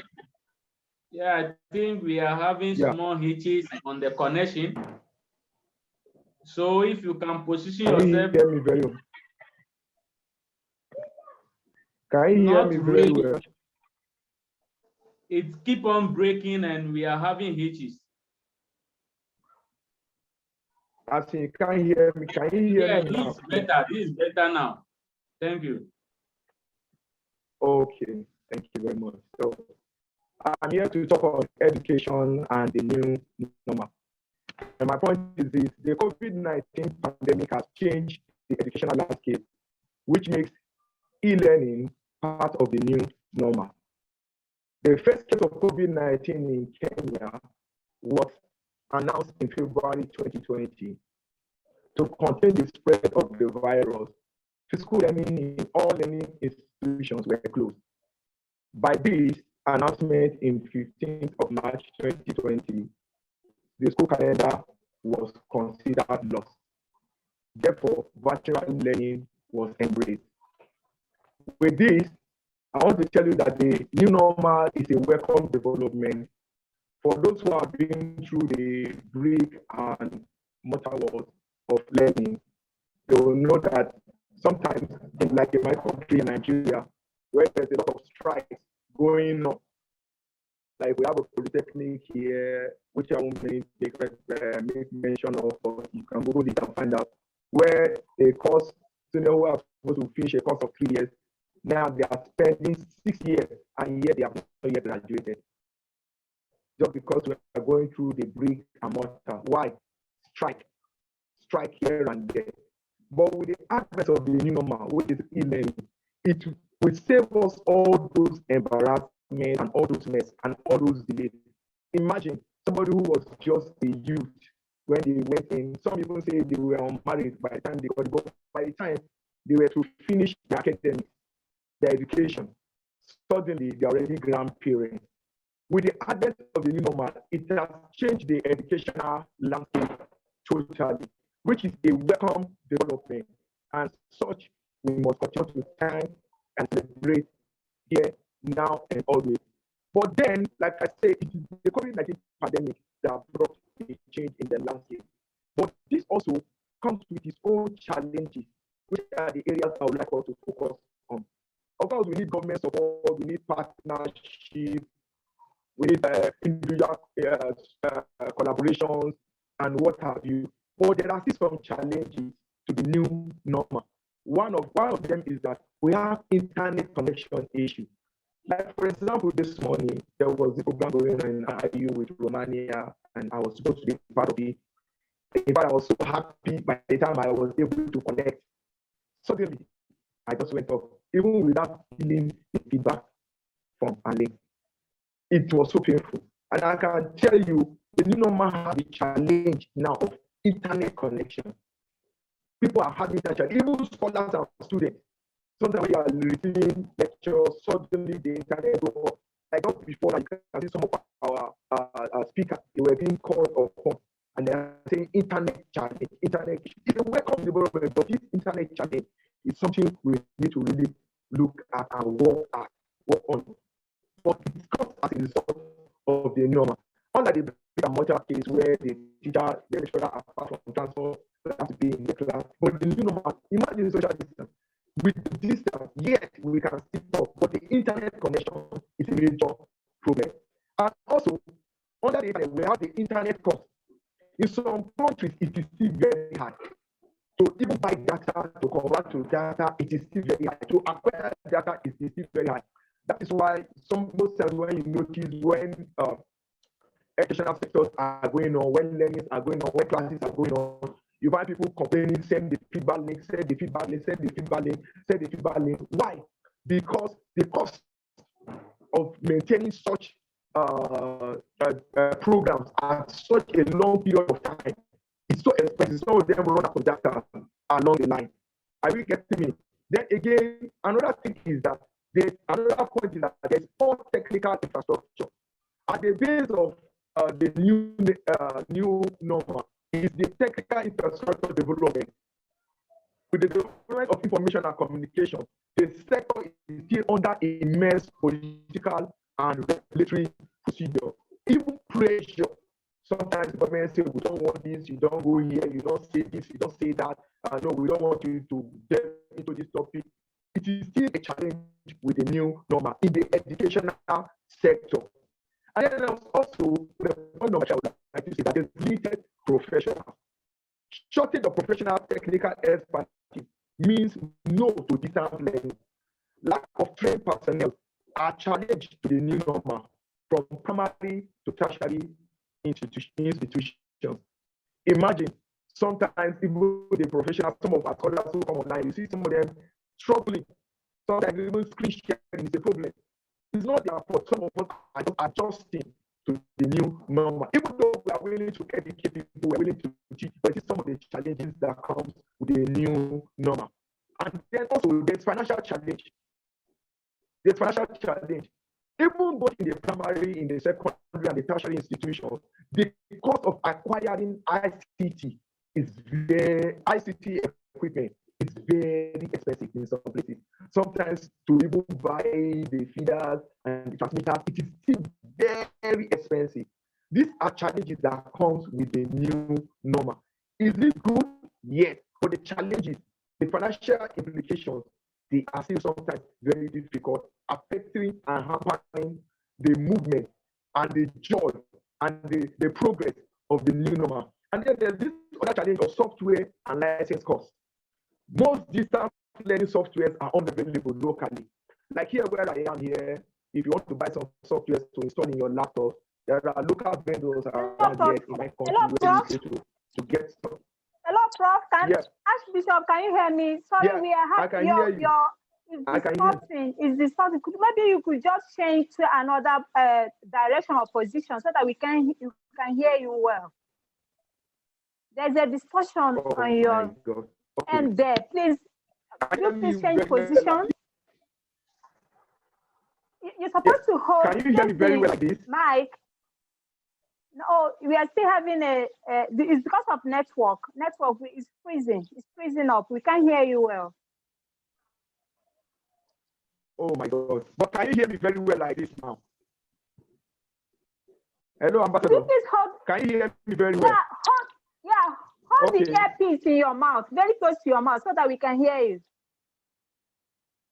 Actually, hold the earpiece close to my mouth while I was talking. Hello? It's freezing. It's network. Network is network. Can you hear me now? Not stable. Yeah. Hello, can you hear me very well now? Poor. Okay, yeah, go ahead. It's better off now. Okay, the strength of my network. Okay. There's this issue, the challenge. I've mentioned the issue of our poor technical infrastructure. I've mentioned the issue of internet connection. And I've also mentioned the issue of limited professionals. I've also mentioned the issue of financial challenges. Now I'm talking of software licensing and cost. And I say most distance learning softwares are unavailable locally. And I feel where I am now to be able to get some internet software that are local vendors in my area here where you go to buy, even Microsoft, of the Microsoft PowerPoint and what have you, even CorelDRAW. Yeah, you can get them here. But in some countries, to get access to such, it is very difficult. It is a major challenge. It is a hardship that is affecting the educational sector and the new normal. Are you getting it? So this has made it totally difficult for both the students and the scholars. For example, Zoom, thank God for Play Store where we can go on Zoom and then download some of the Zoom apps. But there are even some people, even they don't even know how to use the Zoom app. So getting even the software to even have it in their laptop, it is even a major challenge because they don't even know how to go about it. So software and licensing costs is a major challenge. Then there's another challenge of electricity and power. We all know that e-learning requires uninterrupted power supply. Sometimes we stay in my place here, sometimes I'm sure it's not only limited to my country. If you go to Uganda, in my country here, Nigeria, power supply is a major challenge. Even the government, they are doing their best to ensure that the power supply is constant. But the power supply is totally a big challenge. Sometimes people, sometimes I'm in seminars, online programs in Zoom, you hear people saying running low of battery, like battery running low. In other countries, and then why? Because there's no power supply. So the educational sector and the new normal is having a challenge because of electrical power supply, which is a major challenge. However, if all can work together and control the power outage, this will help us together to help foster the success of the new education and the new normal. And another point I want to bring out is maintenance and technical support. Without proper maintenance, it is difficult to monitor the progress and success of e-learning. It is very, very difficult. To maintain it is very, very difficult. I can see some of you are even saying that the network, you can hear me very well. Why? The network provider, some of them cannot maintain. They can't maintain their feeders. It is still very expensive. Some of them, before they could reach where their feeders are, it is still very expensive. This is affecting the education and the new normal. So e-learning is very good. It's a welcome development. But all these challenges are challenges that we need to work on. I would like to stop here, and I don't know if there are questions you want to ask. You can go on ahead. Thank you very much. Hello, Ambassador. Are you there? Thank you so much. Hello. Yeah, I can hear you. What will happen is that, if I get you correctly, I'm going to summarize some of the points that we just stated earlier on. Because of your network, your poor network, let me just rephrase some of the topic points you mentioned as regards to the education in the new normal. There are a lot of challenges that we are experiencing here in Africa, mostly in Nigeria, but some part of the Africa, even here in the north as well. Having a power outage is the major issue. How could we settle these issues that we are experiencing? Because it's going to be a major source of concern to everyone. Because this e-learning has to be, we must make sure that there is a powerful power supply, not just 24/7, because it is going to enhance the learning outcome. So another point is a high cost of data subscription. In some other parts of the world, they have free Wi-Fi. It's not like that in Africa. In Nigeria, I'm using Nigeria as a case study. It's not like that. We burn a hell of money when it comes to the for us to connect it to the internet. The internet connectivity, if we don't have, as we don't have the free Wi-Fi, therefore it's not everybody that can afford to subscribe for data because of its cost. The second, another one is financial challenges in acquiring most of these app devices that you can actually use to get connected to the internet for learning. Okay, when it comes, other countries it's cheaper because maybe because of the currency, the currency here. When you convert it to Nigeria, it's going to be two-way exorbitant. I mean, in a higher cost for people, most especially the students that have not even started working. So there's a lot of challenges that we are facing in this new normal, and they cannot be just far-fetched. Another one is software usage. It's not anyone that can have access or have most of the the software that you can actually you can use to get connected to the internet. Some of them are very user-friendly, but when it comes to the other ones, some newbies that don't even have access to, they have not used it before, using some apps like Zoom, Microsoft Teams, Google Classroom, and so on. So these are calls for total awareness for people, trainings and all that. We are calling upon the other holders, as in platform. There are some organizations like my 24 Skills. That's where we come. We train people on a special demand on how to make use of these digital tools and resources Thank you so much, Prof. And I'm so sorry about the challenges and the technical glitches that you're experiencing, but I really picked up some points from what you've said earlier on. Thank you. Really appreciate it. I'm so sorry for Thank this. you very much, Ambassador Uche. Thank Thank you you. very much. I think I've already summarized it a bit. Thank you so much. The next speaker that is going to have IIU stage is the sixth speaker of the day. Please permit me to introduce Ambassador Rejoice Wobilo Alpha. Hope I pronounce it well. She's a social worker. I believe you're here. Rejoice, are you here with us? Yes, I am. Ambassador. Okay, yeah, thank you. Yeah, that's good. Okay, please permit me to introduce her. She's a social worker, a behavioral change agent, and a solicitor for development. Wow. She's an efficient and result-driven individual with a master's degree in environmental education from the University of Tech, Owerri, and with a postgraduate diploma from Nigerian Teachers Training Institute, NTI, Kaduna, Nigeria. So she's also a social development agent with proven record, wow, of achieving behavioral change through storytelling and other creative awareness. She has won a lot of recipients of global and international awards and currently a global ambassador for 24 Digi Skills. Thank you so much. And she has a double recipient of international award on special books. Yeah, a storyteller. So you're going to have the IU stage. Please inspire us with your weight of knowledge. The microphone is all yours now, ma'am. Thank you so much. Have the floor. The floor is all yours.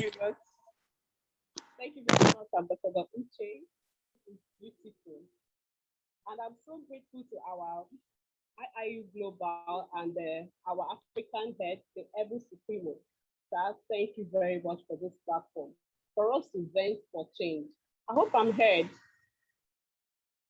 Hello? Is somebody hearing me, please? Yeah, we can hear you. I can hear you. All right, thank you. Go ahead. Can I please share my screen? Yeah, sure. Go ahead. Okay. Yeah. Okay.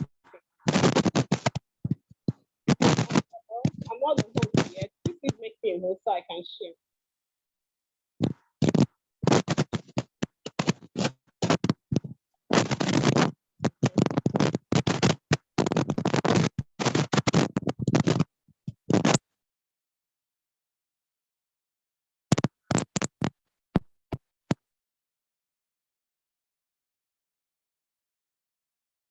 So when we talk about education is the new normal,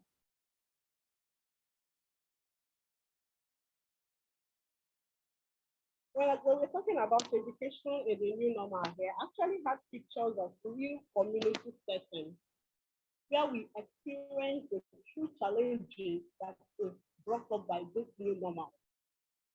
I am talking from the perspective of the rural communities who do not have access to life.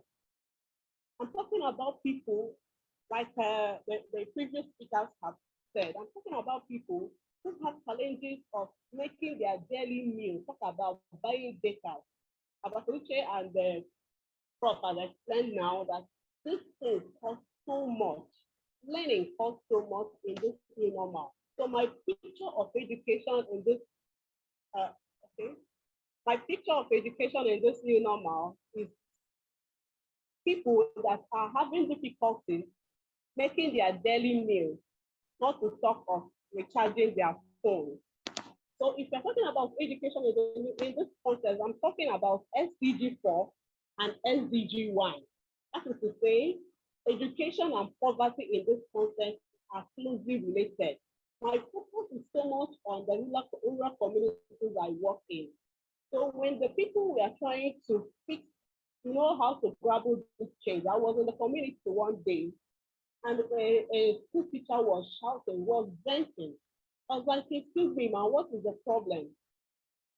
School assignments were assigned to students, but they are complaining that they don't even have Android phones. Their parents can't access WhatsApp. So where are you sending the assessments to? I'm talking about people that do not even have handset. So what do they do? There is an uncle in the community. This uncle has Android phone and he has WhatsApp. Please use this uncle's phone number and send text to my children. Now, this mother takes the children to this uncle to help them do their homework. I'm talking about children of 12, 13, 8, 10, and the uncle abusing the children. This is the challenges of education and the new normal, especially in the rural community. Come, I will help you do your homework. Come, I will help you solve the problem. Come, I will help you with your education because I can access phone, because I have my neighbor generator, so you can charge your phone. Children are going to those homes of vulnerable children are going to homes of predators, charging their phones and doing their homework, and they are very susceptible to rape and abuse. These are some of the challenges of education in the new normal. Then back to the student, the teacher I said I was shouting. I was like, I came out and said, what is actually the challenge? But I was in the environment when it happened. Because the parents are not able to access their homework, so they cry to the head mistress, please, let our children be going to the houses of their teachers because schools were shut down. Okay.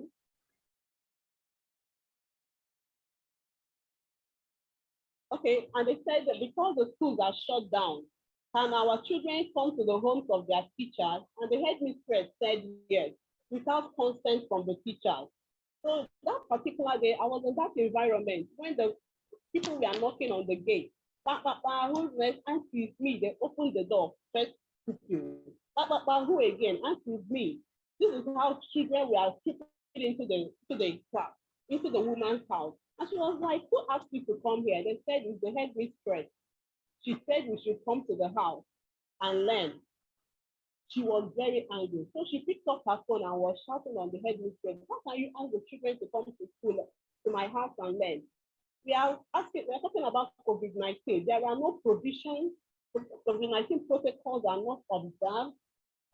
We are even asking them to come to my house. Now I don't even have seats to have those students, to take those students. So, and then they must learn, must civilizing. These are the challenges. And they are trying to cover up their curriculum, but the people are not prepared. The teachers are not prepared. Their capacities are not built. So, working in the education and the new normal, there is a lot to be done. First, the economic standard of parents. The economic standard of parents must be improved so that they can work in this new normal and so that this new normal can be sustained. Else, people will be moving and people will be left behind. Because a lot of students come to learning because their parents cannot afford what it takes to study in this new normal. One, I said the economic empowerment of parents is very, very important. Now, who get what they do? Now, if we help the children learn. Then again, the capacity of students of the teachers needs to be built. In the rural communities, they know about chalkboards. If you're talking about education in the new normal, please, a big shift. There should be a big shift from what we are seeing in the city to the rural communities. Else, people are left behind. The teachers know about chalkboards. They are not prepared. This took all of us unawares. And if we must be sustained in this new normal, their capacities must be built. Their capacities must be built. The much I am seeing now, their capacities are not built, and it is affecting everything we are doing in school. And again, I have shared before that in this new normal, apart from building the capacities of students, the guidance and counseling unit of schools must be strengthened. It is important to bring up the safeguarding and the child protection, to strengthen the safeguarding and child protection unit, because the mental health of students are being affected so much. Students it's like being competitive. You know, your uncle can do your homework, your parents can do it for you, and my parents cannot do it for me. So in that case, their mental health are so affected, abuse, rape, all sorts of things need the assistance of the guidance and counseling unit. I want to shock us that in a survey we conducted in most of the rural communities, they no longer have guidance and counseling unit. So how can we meet up in this new normal?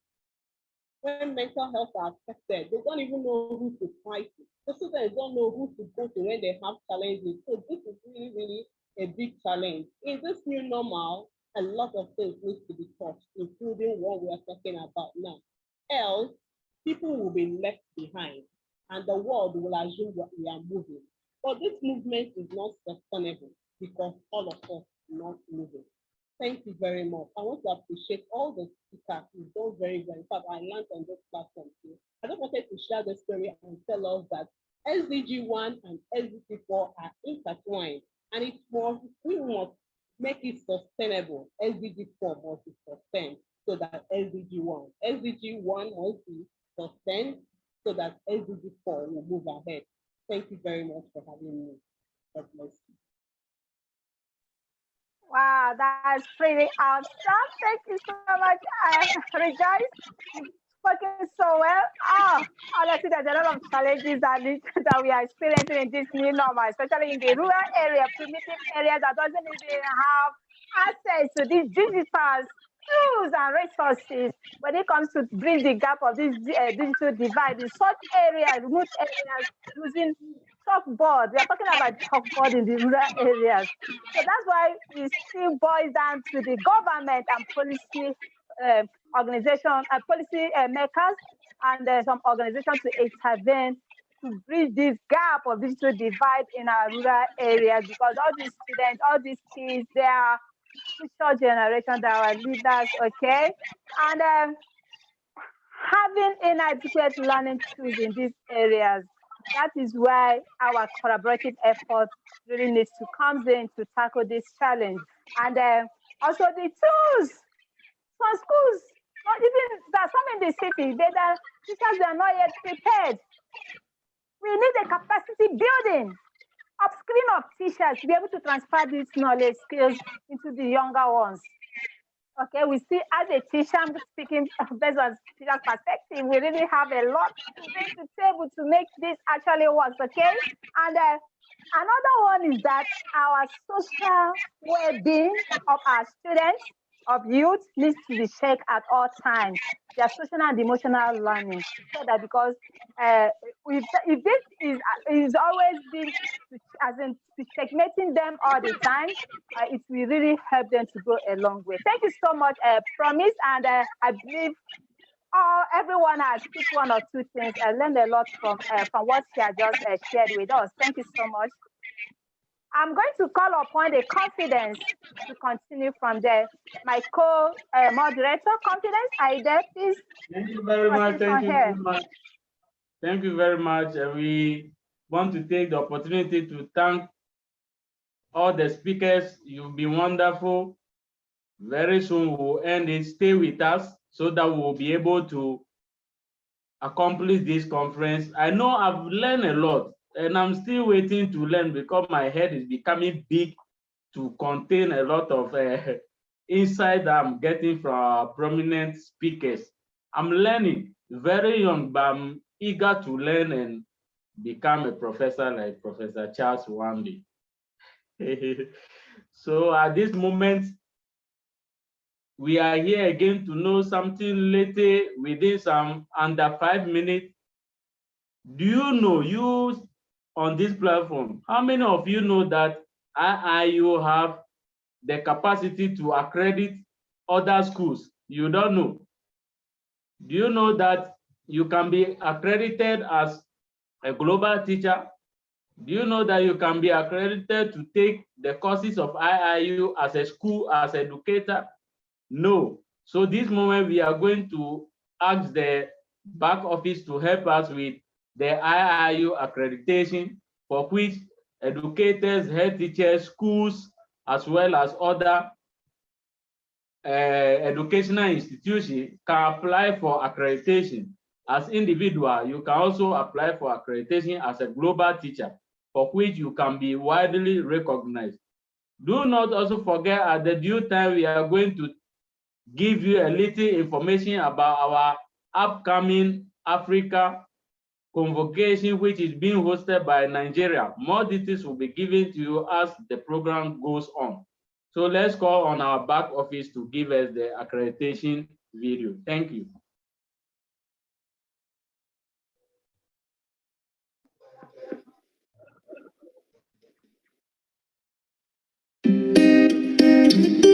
Join us to make a difference in the orbits of education. We are the change. We are IIU. Are you a K-12 school offering a top quality education? Are your students getting global exposure? Is experiential learning and innovation a part of your curriculum? Are your teachers internationally certified educators? Are you able to identify your learners' potential and expose them to compete globally? If the above questions do not sound optimist, then the clock has struck to get accredited and affiliated by IIU.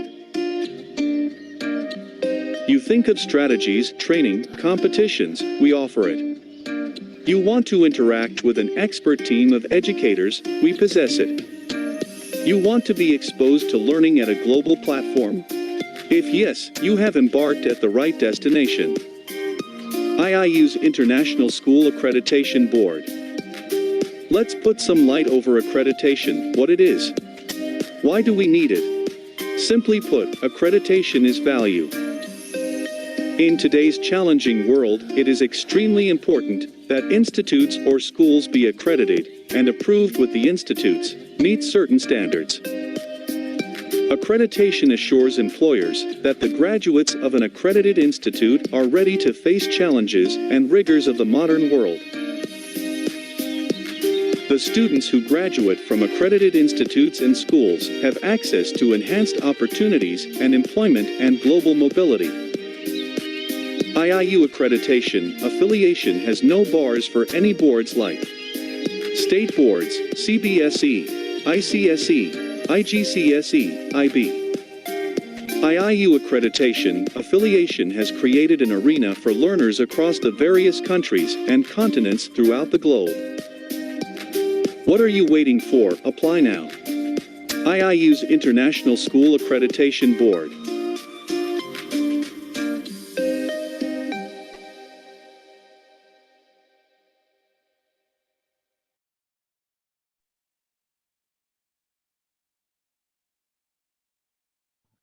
Yeah.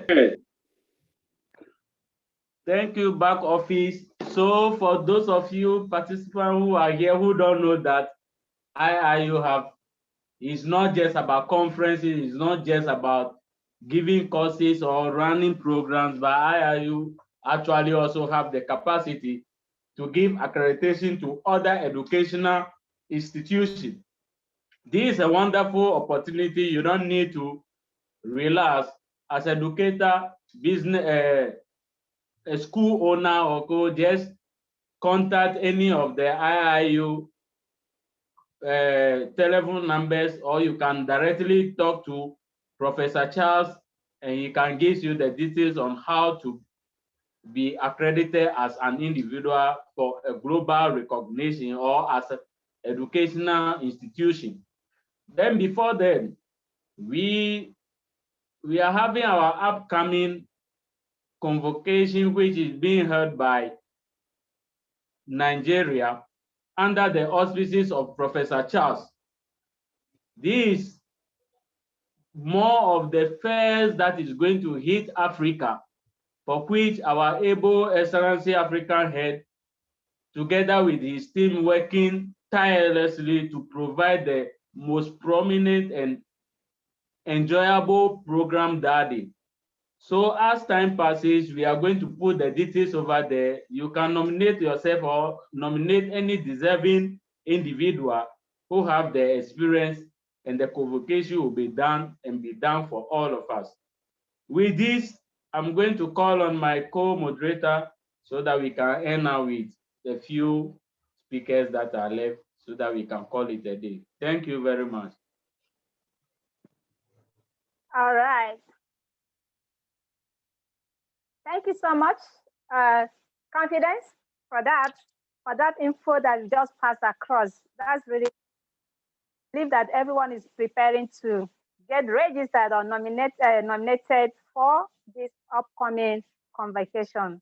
Not just convocation, just is IIU is going to award is a doctorate degree award. Okay, so based on that, I'm going to do a brief introduction of the person who made this our gathering here possible. Without him, we wouldn't have been here on this platform.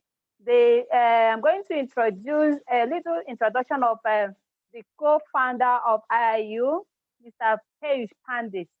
There's always that one person who has the vision, the thought, the ideas, behind a successful venture and organization. And if we talk about the man behind this success, there's no other person down Mr. Peyush Pandit. He's a committed and experienced in different diverse. Okay, he's also an activist, providing education to students from various social and cultural backgrounds, communication and written skills across the globe.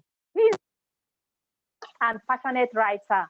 He's versatile. He's everywhere. Whatever, anything that you can think of, entrepreneurship, he's there. So I would like to thank the co-founder of the Shawana Bharat Pariva and chairman of a visionary, and to mention but a few.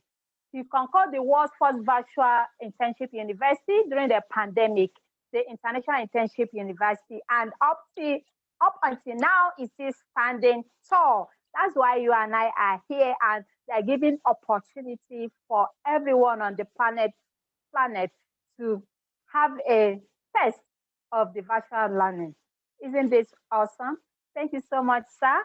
The words are not enough to, to to express how we feel about your work, humanitarian work. You are investing in human so much. Thank you so much for your hard work. Mr. Peyush, he's also a multi-talented, devoted personality. He has received several global and local awards, and the list of his milestones, they are endless. So maybe I will later on the video of Peyush will be played. Permit me to introduce our next speaker of this event. The seventh speaker is Dr. Boniface Obare, a professor. Doctor, please, are you here? Let me confirm if you're here before I proceed. Dr. Boniface, are you here? Hello? Dr. Boniface, are you here?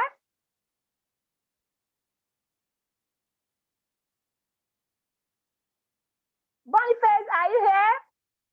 I'm not sure he's here. Okay, let's go to the next speaker.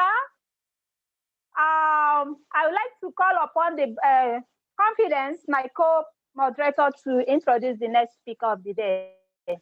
Thank you so much for your time. Please don't go nowhere, because at the end of the afternoon now, we are going to paste the participation link on the chat box for you to be able to fill it. At least they prove that you really engaged with us during this conference, okay? So I'm calling upon conference to continue to introduce the next speaker. Thank you. The microphone is yours. Yeah. Thank you, Uche. Thank you for the opportunity once again. And small, we are getting there. So this is accordingly, it should have been the 8th speaker, but because we have lost 2, the previous one I just heard from Egypt that there is uncertainty going, for which they cannot be able to use the internet as well as their PCs. So we just pray that everything is restored over there for them to join us next time. We appreciate their effort and whatever they have been doing. Now, the next speaker, last but not least, is a country director of IIU in the Democratic Republic of Congo.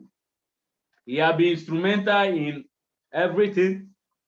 He's also mobilizing people to achieve the objective of global IIU in the corner of Republic of Congo.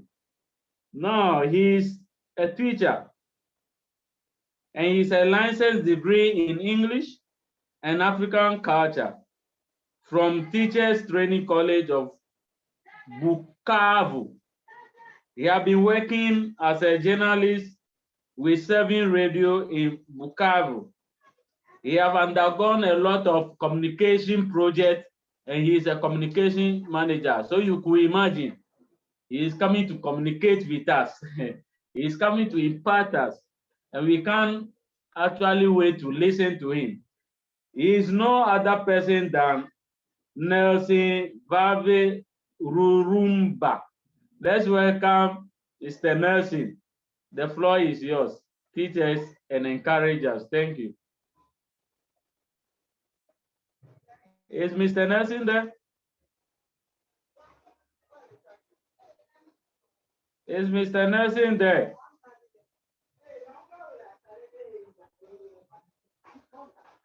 Okay. So as we await Mr. Nelson, I think it's better off again for us to continue as we have equally important tasks to do. Now, they've talked about our co-founder, our lovely man, the reason why IIU, together with the ideas of other giant men and women, for which IIU is now providing a platform for you and I here today, seeing one another's face, just because of the common idea from our co-founder. So at this moment, majority of us don't know him. We only hear of his name and all those. So we cannot just go through this program without just getting to have a clear visual or picture form of him. So in the wisdom of IIU back office, they put down simple video about him for which we can learn the motivation that he have. So let's call on the back office as they put in under 3 minutes a simple video giving the total life and encourage personal of our co-founder, Mr. Pandit. Thank you.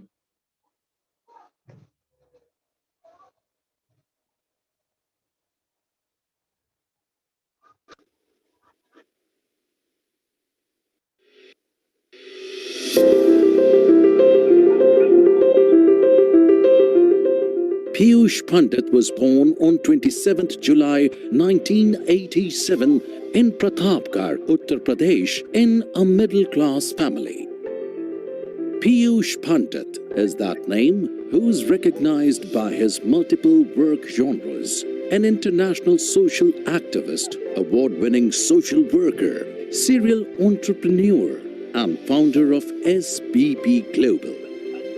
He has determined his destiny by having trust in him and Almighty God.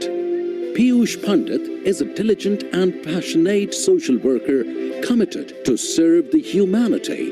Piyush Pandit has played a crucial role in crafting a team of volunteers and achieved global recognition as head of Swarna Bharat Parivar Trust, which span across more than 50 countries. He granted several live interviews and press conferences on rural development, access to justice, and the right to equality. Piyush is youth leader with extensive social work experience, political activism, and stellar entrepreneurial achievements. When you think of social work and changing the world by improving human experiences, Piyush Pandit comes to mind. He is proactively mentoring other social activists to encourage social activism and entrepreneurship around the world. He is working fiercely towards achieving United Nations sustainable goals in India and over the globe. Under the flawless leadership of Piyush Pandit, Swarna Bharat Parivar Trust was established. The organization strives to place the humanity at forefront and bringing back the human warmth which has lost due to busy modern life. They are fighting to ensure ending poverty, unemployment, and making society better for all. Rural India has been a focal point of Piyush, which gave birth to Help India Help Foundation. The social work continues and the e-village was established in 2012 to reinforce India's roots in villages and villagers. At the crux of Piyush's work is the youth. He believes that youth empowerment is closely aligned with social service.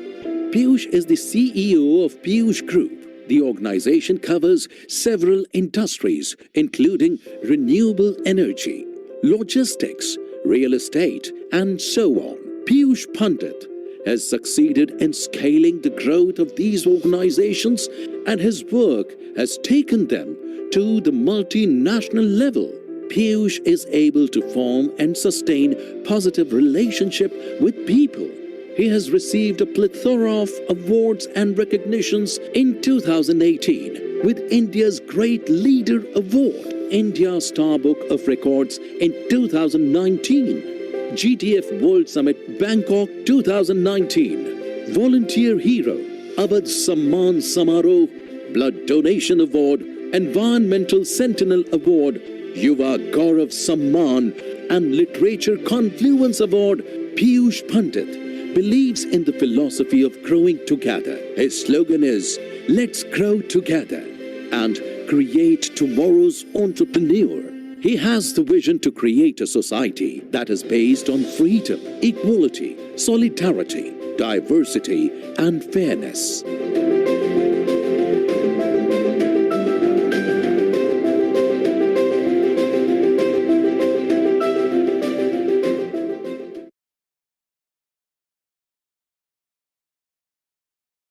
Thank you very much, our back office. You'll be wonderful. And thank you. I'll call on my co-moderator, Uche, to give us a concluding session of our program. Wow. What a event.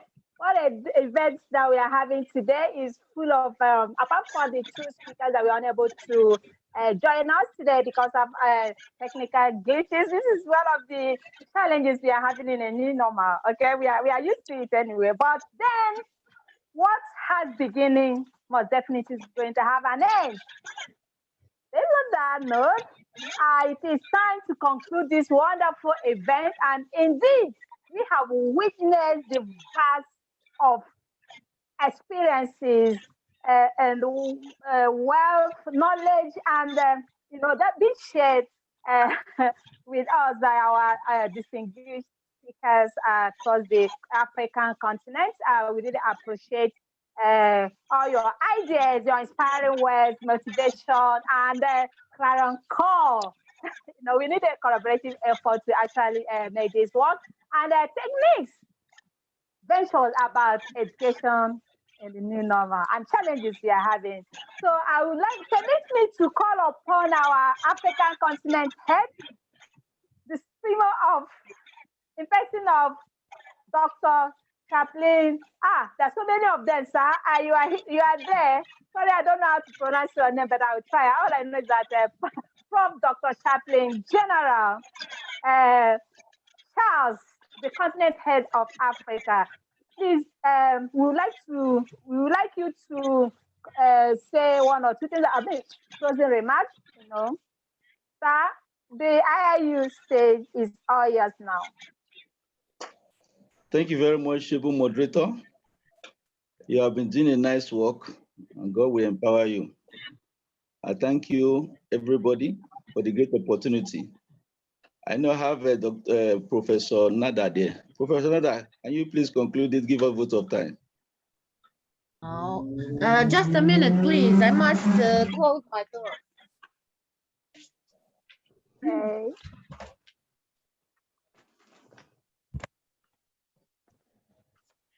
So I want to congratulate to great Africa team, Professor Charles, congratulations, moderators, Ute, and our confidence, great speakers. The topic is really today innovative, modern. We hear today a lot of new ways, new innovative methods for learning. And what will say, I want to thanks to our IAU, to our founder, Mr. Piyush Pandit, to Mr. Roshni Lal, to all our other co-founders, to giving us, the chance for a great IAU Africa team, this opportunity to make a marvelous event. And what Ute said, there was not today issue problems, and it was all great. I hope that very soon we will hear you again in a new event and with new modern approaches of innovative teaching in Africa, because it helps us a lot in other parts of the world to learn new things. Until that, stay safe and be all blessings to our next event. Thank you, Professor Charles. Great. Thank you very much. God bless you. God bless all you. Amen. In the secret, she has been helping us, and she is also one of my mentors that I'm looking out to. She has been great speaker. Thank you. You see, she was hiding at the back, monitoring everything. God bless you for being present. I've never seen her miss any of IIU program before. Unlike Professor Charles as well, he never. So they are actually encouraging us to work. Thank you very much. Yeah. God bless you. Bye. And when we grow up, we'll be like them. Thank you so much, everyone, for joining us. We are indeed glad that you are here. Do have a nice weekend ever. Bye-bye. Bye, everybody. Bye.